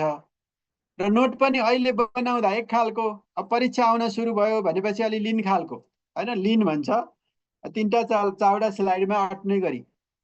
अहिले 20-30वटा स्लाइड बनाउनुहुन्छ भने त्यति बेला 2टा 3टा स्लाइडमा अट्ने गरी नोटलाई छरितो पछि बनाउनु पर्ने हुन्छ। सबै नोट रिभ्यू गर्न भ्याउनुहुन्न तपाईँहरूले, त्यो गर्नु होला। अब हामी अर्को प्रश्नमा जान्छौँ है, फाइनलमा। अब हामी अर्को प्रश्न फाइनल प्रश्नमा जान थाल्यौँ। द्विपक्षीय र बहुपक्षीय सहायतामा कुन राम्रो हो भन्नुहुन्छ। अब यो त यसरी हेर्नुपर्छ, द्विपक्षीय बहुपक्षीय भन्दैमा राम्रो नराम्रो भन्न मिल्दैन। अब तपाईँहरू त भोलि सचिव हुने मान्छे हो, त्यो भएर यसरी ठ्याक्कै भन्ने होइन, त्यसभित्र जानु पर्यो। त्यसको शर्त के हो, ब्याज दर कति हो है, सुन्नु है, त्यसको के भन्छ शर्तहरू कस्ता छन्, ब्याज दर कति हो, ग्रेस पिरियड के हो होइन, अनि तपाईँको त्यो के भन्छ त्यो ल्याएर तपाईँले कुनमा प्रयोग गर्ने हो कुन होइन, त्यो त्यो त्यो विषयको आधारमा तपाईँले द्विपक्षीय बहुपक्षीय भनेर हेर्ने हो। अब सामान्यतया कुनै एउटा देशसँग लिनुभन्दा बहुपक्षीयबाट लिँदा राम्रो भन्ने थट चाहिँ, सामान्य थट चाहिँ पाइन्छ होइन, वर्ल्ड ब्याङ्क अथवा यस्तो सङ्गठित संस्थाहरूको कन्ट्रीहरूको भन्दा। तर त्यो भन्दैमा फेरि उनीहरूको शर्त होइन, तिर्नुपर्ने ब्याज होइन, अनि त्यसमा अब कुन कुन क्षेत्रमा प्रयोग गर्न पाउने नपाउने अरू विषयहरूले फरक पार्छ। त्यही भएर त्यसको तपाईँले भित्र गएर त्यसको के भन्छ त्यसको भित्र गएर त्यो एग्रिमेन्ट गर्दाको पक्षहरू कस्ता छन् त्यसको आधारमा भन्नुपर्ने हुन्छ। आर्थिक विकास र वैदेशिक लगानीको अन्तर सम्बन्ध यो प्रश्न कसरी लेख्नुभयो भन्नुभयो। अब के गर्ने भने आर्थिक विकासको पनि तपाईँले त्यसभित्रका होइन पाटाहरू निकाल्नु पर्यो। 8-10वटा पाटा। आर्थिक विकास भनेको के हो होइन? आर्थिक विकास भनेको आर्थिक वृद्धि हो, मानव विकास हो होइन? अब जिडिपी उल्लेख्य रूपमा बढ्नु हो, पर क्यापिटा इन्कम बढ्नु हो, एचएआई राम्रो हुनु हो होइन, इभिआई राम्रो हुनु हो भनेर त्यसको प्यारामिटर्स निकाल्नु पर्यो। हेर्नु है, एकदमै राम्रो क्वेसन सोध्नुभयो तपाईँले। 113 लेख्नु भएको नि। तपाईँले यो यत्तिकै लेखेर हुँदैन। यसमा आर्थिक विकासका मूलभूत पाटाहरू होइन पक्षहरूलाई पहिला लिस्टिङ गर्नु पर्यो होइन, घरमा लेख्दा प्र्याक्टिस गर्दा। आर्थिक विकासको 10वटा जति विषय निकाल्नुहुन्छ भने त्यसपछि त्यसलाई लगेर फेरि वैदेशिक लगानीको जुन पाटाहरू निकाल्नु पर्ने हुन्छ। वैदेशिक लगानीको पाटो भनेको के हो त? पुँजी हो, प्रविधि हो, ज्ञान हो, सिप हो, क्षमता हो होइन, अनि आइपीका कुराहरू हो, टेक्नोलोजी ट्रान्सफरका कुराहरू हो। त्यसलाई निकाल्नु पर्यो र तिनलाई के त जोडा मिलाऊ भन्छ नि हो। त जोडा मिलाऊको स्टाइलमा तपाईँले पहिला अन्तर सम्बन्धलाई मिलाउनु पर्यो, अनि मात्रै तपाईँको उत्तर बन्छ है। आई रिपिट, इकोनोमिक डेभलपमेन्ट भनेको के हो त भन्दाखेरि तपाईँले त्यसको के गर्नु पर्यो? प्यारामिटरहरू निकाल्नु पर्यो है मित्रहरू, सम्झिनु होला। आर्थिक विकासको प्यारामिटर निकालेर अनि वैदेशिक लगानीको प्यारामिटरसँग लगाएर जोड्नु पर्ने हुन्छ। अब त्यो भनेको के हो त भन्नु होला होइन? त्यो भनेको के हो त भन्दा आर्थिक विकास भनेको के हो भन्नुहुन्छ भने आर्थिक विकासको जुन प्यारामिटरहरू छ, मुख्य प्यारामिटरहरू, त्यो भनेको प्रति व्यक्ति आय होला होइन, मानव सम्पत्ति सूचक होला होइन, त्यसै गरी गएर अब व्यापार सन्तुलनको कुराहरू होला होइन, अनि गएर कुल ग्राहस्थ उत्पादनको कुरा होला, अनि प्रति व्यक्ति आयको कुराहरू होला। यसरी अब तपाईँले 5-6वटा बनाउनु भयो भने 10 पुर्याउन सकिहाल्नुहुन्छ। 5-6वटा यी विषय लिनुहोस्।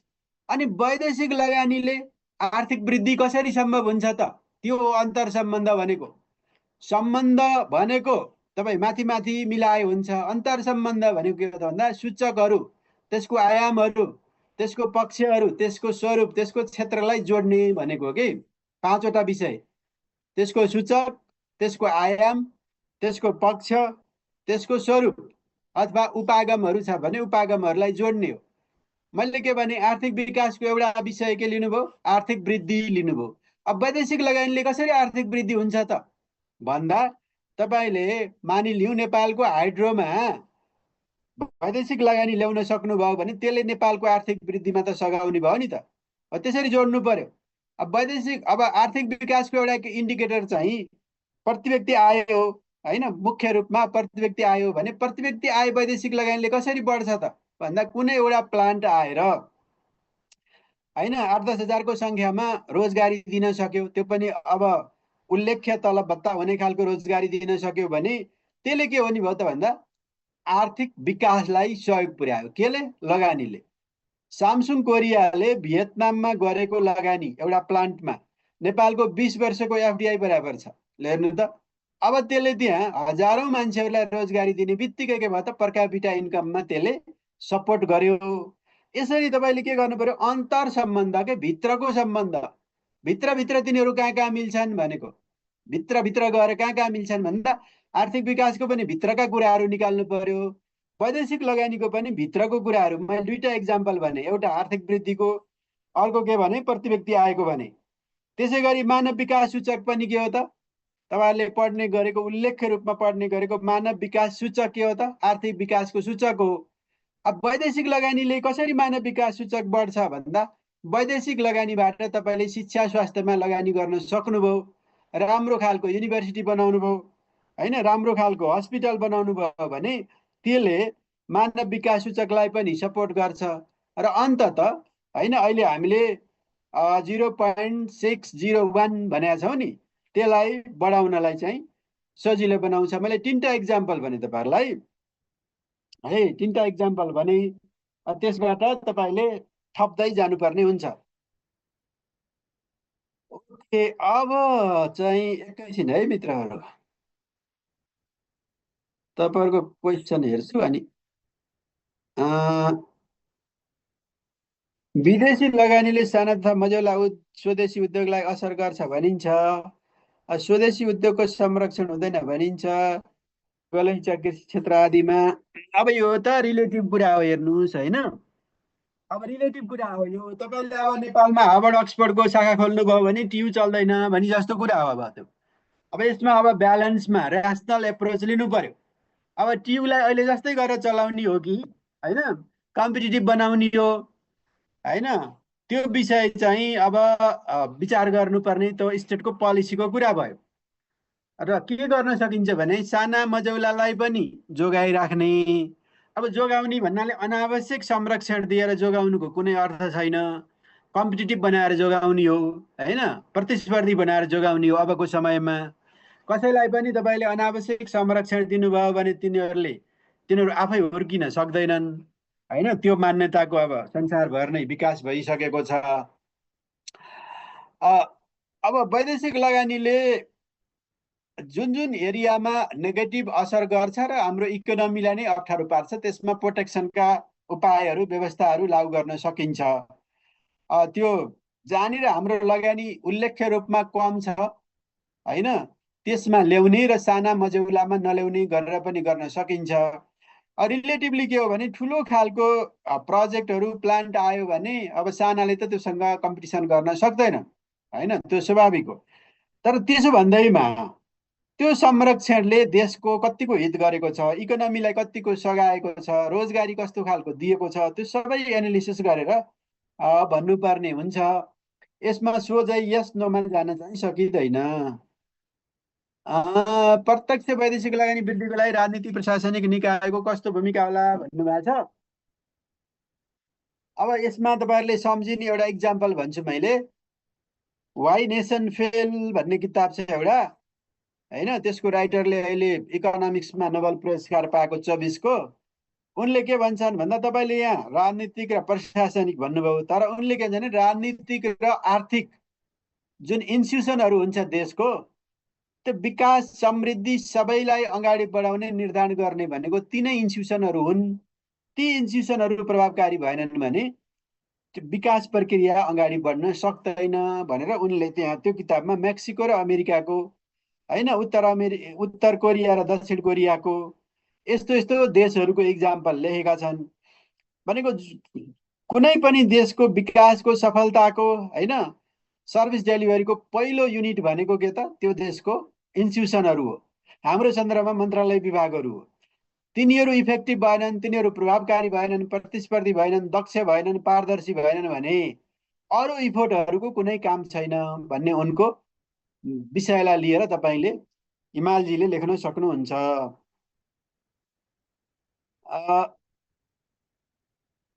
अनि वैदेशिक लगानीले कसरी आर्थिक विकास गर्छ लेख्न पर्छ कि सर यो प्रश्नको अन्तर सम्बन्धमा?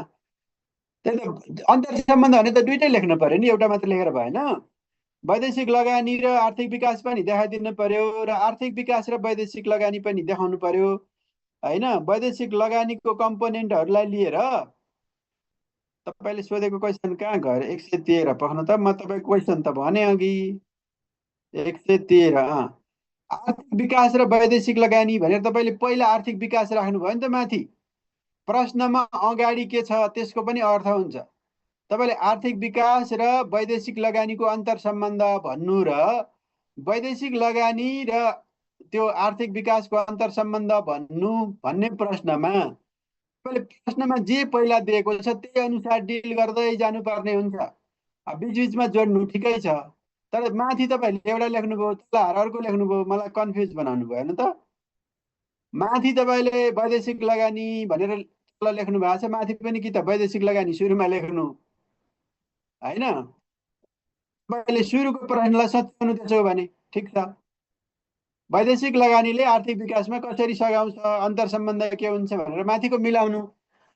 लेख्नै नसकिने होइन, तर तपाईँले सोधेको मैले बुझेको कुरा वैदेशिक लगानीले आर्थिक विकास कसरी हुन्छ भन्नुभएको रहेछ।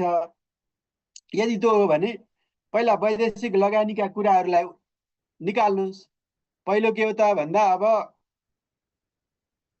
अब के भन्छ, पहिलो भनेको त अब के भन्छ त्यो सम्पत्तिमा लगानी होइन, शाखाहरू खोल्ने होइन, प्रविधि हस्तान्तरण, म्यानेजमेन्टको कुराहरू जुन हुन्छ तपाईँले वैदेशिक लगानीको स्वरूप भनेर हाम्रो ऐनले परिभाषित गरेको छ, माथि सुरु गर्दा मैले 4वटा विषय भनेको थिएँ नि, त्यसबाट तपाईँले आर्थिक विकासलाई जोड्नुपर्ने हुन्छ होइन।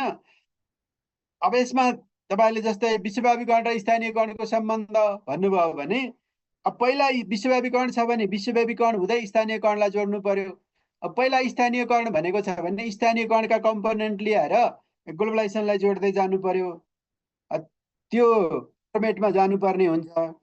अब लगानी भनेर तपाईँको प्रश्नले भन्यो भने लगानीका विषयहरू छुट्याउनुहोस् पहिला र आर्थिक विकाससँग जोड्नुहोस्। होइन आर्थिक विकास र लगानी भनेको छ भने तपाईँको आर्थिक विकास भन्ने च्याप्टर पनि छ, त्यसबाट कुन च्याप्टरबाट सोधेको प्रश्न हो त्यही अनुसार उठान हुन्छ। अब बुझ्नुभयो जस्तो लाग्यो मैले भनेको कुरा। हामी अर्को प्रश्नमा जाउँ। प्रश्न नम्बर 4, नेपालमा वैदेशिक लगानीको अवस्थाको सूक्ष्म विश्लेषण गर्नुहोस्। सूक्ष्म भन्नुभयो नि त होइन। तपाईँहरू इकोनोमिक्स पढ्ने साथीहरू हुनुहुन्छ होला, सूक्ष्म अर्थशास्त्र र बृहत अर्थशास्त्र भनेर पढ्नुभयो नि होइन, माइक्रो र म्याक्रो।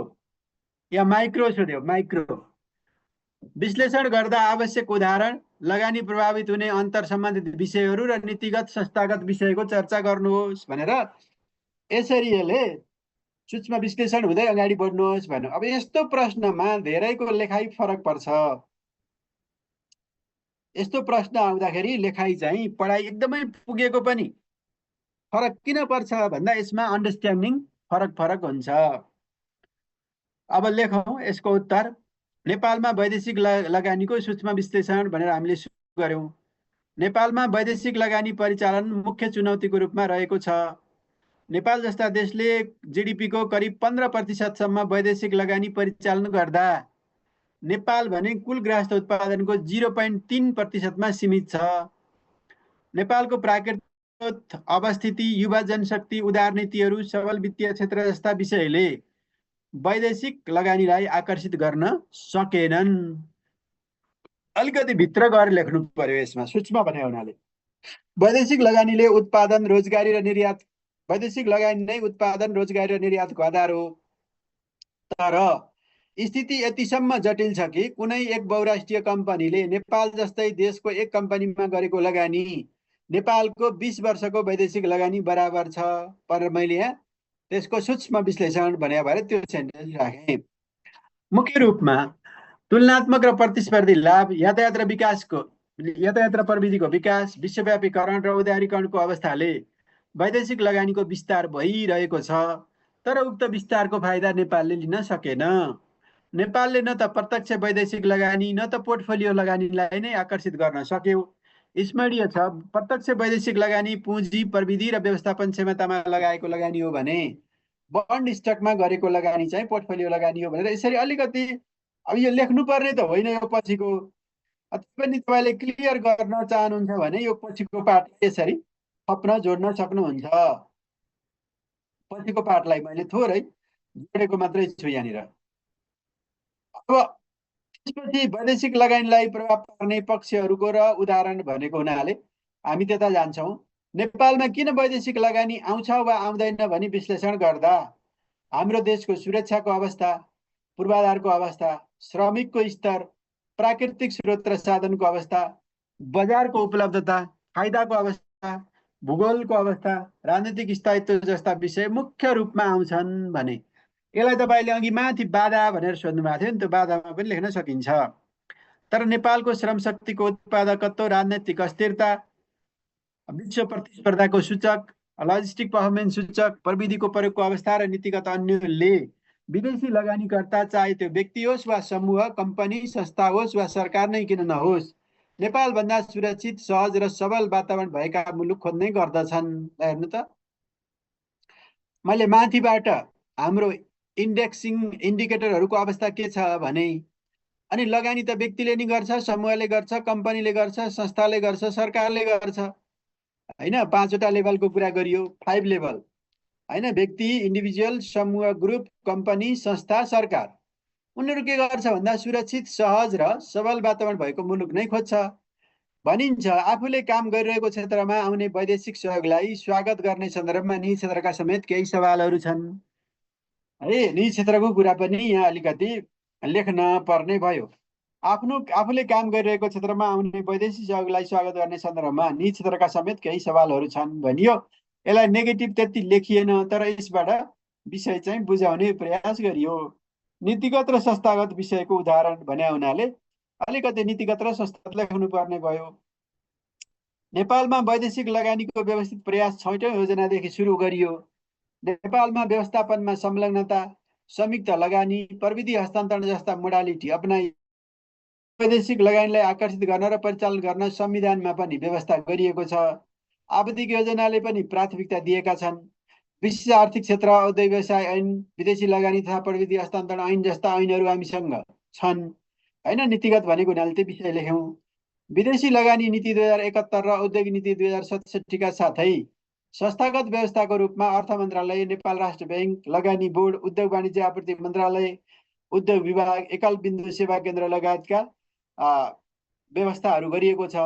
यी ऐन, नीति र संस्थाको प्रभावकारिता मापन गर्ने प्रमुख पक्षहरू भनेको वैदेशिक लगानीबाट प्राप्त हुने रोजगारी, राजस्व, निर्यात, होइन, उत्पादन हो। होइन, लगानीबाट आउने। अघि तपाईँले भनेको प्रश्नमा यो रोजगारी, उत्पादन, राजस्व, निर्यातलाई लगेर जोडेर अनि आर्थिक विकासलाई पुष्टि गर्न पनि सकिन्छ। नेपालमा वैदेशिक लगानी अति आवश्यक छ। यसको प्रभाव बढाउन नीतिगत, कानुनी र प्रक्रियागत सुधार गर्ने र विश्वासको वातावरण अभिवृद्धि गर्नुपर्दछ। विश्वासको वातावरण भएन भने त्यहाँ लगानी आउँदैन। है, यो ट्रस्टको कुरा पनि हामीले लेख्नुपर्ने हुन्छ। अहिलेको लगानीको अवस्थालाई सुधार गरी आर्थिक सामाजिक विकासको गतिलाई गति दिनु अति आवश्यक छ भनेर हामीले यसलाई लेख्यौँ। यसलाई अलिक फरक किसिमले किन लेख्यौँ भन्नुहुन्छ भने क्वेसन आउने बित्तिकै यो उत्तर यसरी फरक पर्छ। हेर्नु त, यो क्वेसनको स्टाइलले गर्दा उत्तरको स्टाइल फरक परेको। क्वेसनको कारणले गर्दा यसमा हामीले अर्कै किसिमले लेख्यौँ। यसरी फरक पार्ने क्षमताको विकास यहाँहरूले गर्नुपर्ने हुन्छ। हामीले करिब कुराहरू गरेछौँ र आजको छलफलबाट तपाईँहरूले नेपालमा लगानीको अवस्था कस्तो रहेछ त भनेर एक सेन्टेन्समा भन्नु पर्यो भने तपाईँहरू सन्तुष्ट हुनुभयो कि मोडरेट भयो कि होइन, सन्तुष्ट हुनुभयो कि मोडरेट भयो कि होइन, त्यति राम्रो रहेनछ भन्ने भयो कि तपाईँहरूको इम्प्रेसन एउटा वर्डमा त्यहाँ टाइप गर्नु होला। है त, कस्तो लाग्यो त नेपालमा वैदेशिक लगानी तपाईँहरूलाई?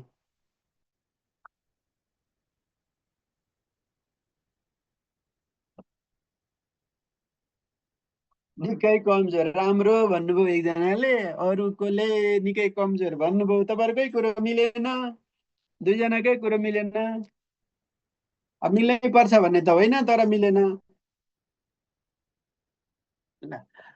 अघि तपाईँहरूले यो वैदेशिक सहयोगको कुरा अलिकति सोधेको हुनाले मैले थोरै वैदेशिक सहयोगको 1-2 मिनट मात्रै कुरा गर्छु। लगानीको सन्दर्भमा हामी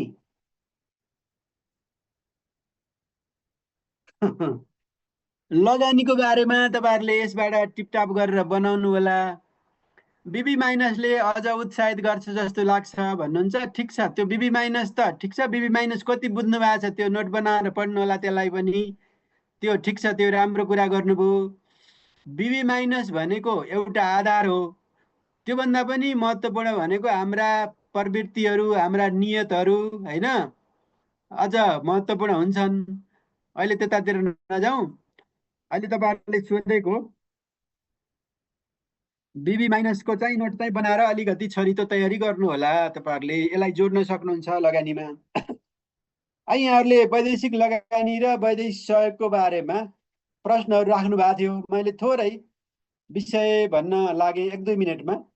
हजुरहरूले वैदेशिक सहयोग पढ्दा कस्तो हुन्छ भने अवस्था, देशको भनौँ न, नेपाल जस्ता देशको सेभिङ ग्याप हुन्छ, होइन, नलेज ग्याप हुन्छ, त्यसै गरी फरेन एक्सचेन्ज ग्याप हुन्छ।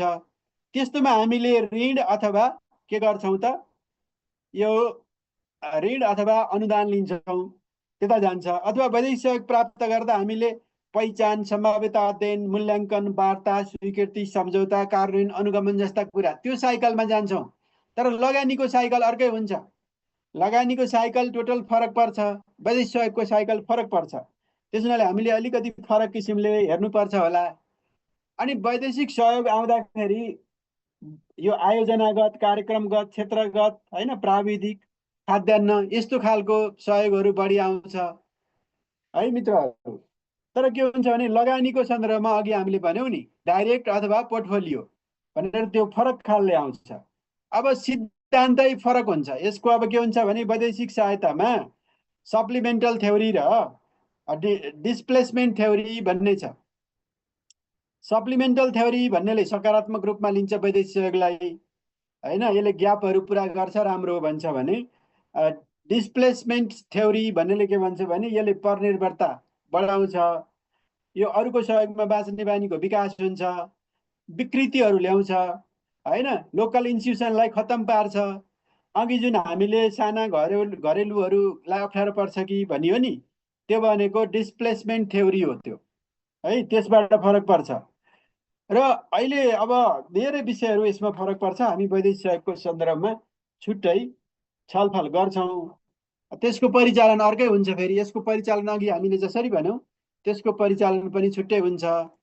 यसरी ल, अङ्ग्रेजी क्लास सुरु हुने भयो भन्नुभएको छ। त्यस हुनाले मैले साथीहरूलाई यहीँनिर धन्यवाद भने। ल, अब अर्को क्लास हुन्छ भनेको हुनाले मैले आज सकेँ। यहाँहरू सबैलाई धन्यवाद। हुन्छ, हस्, thank you. Severa doctor. Severa doctor. Option C.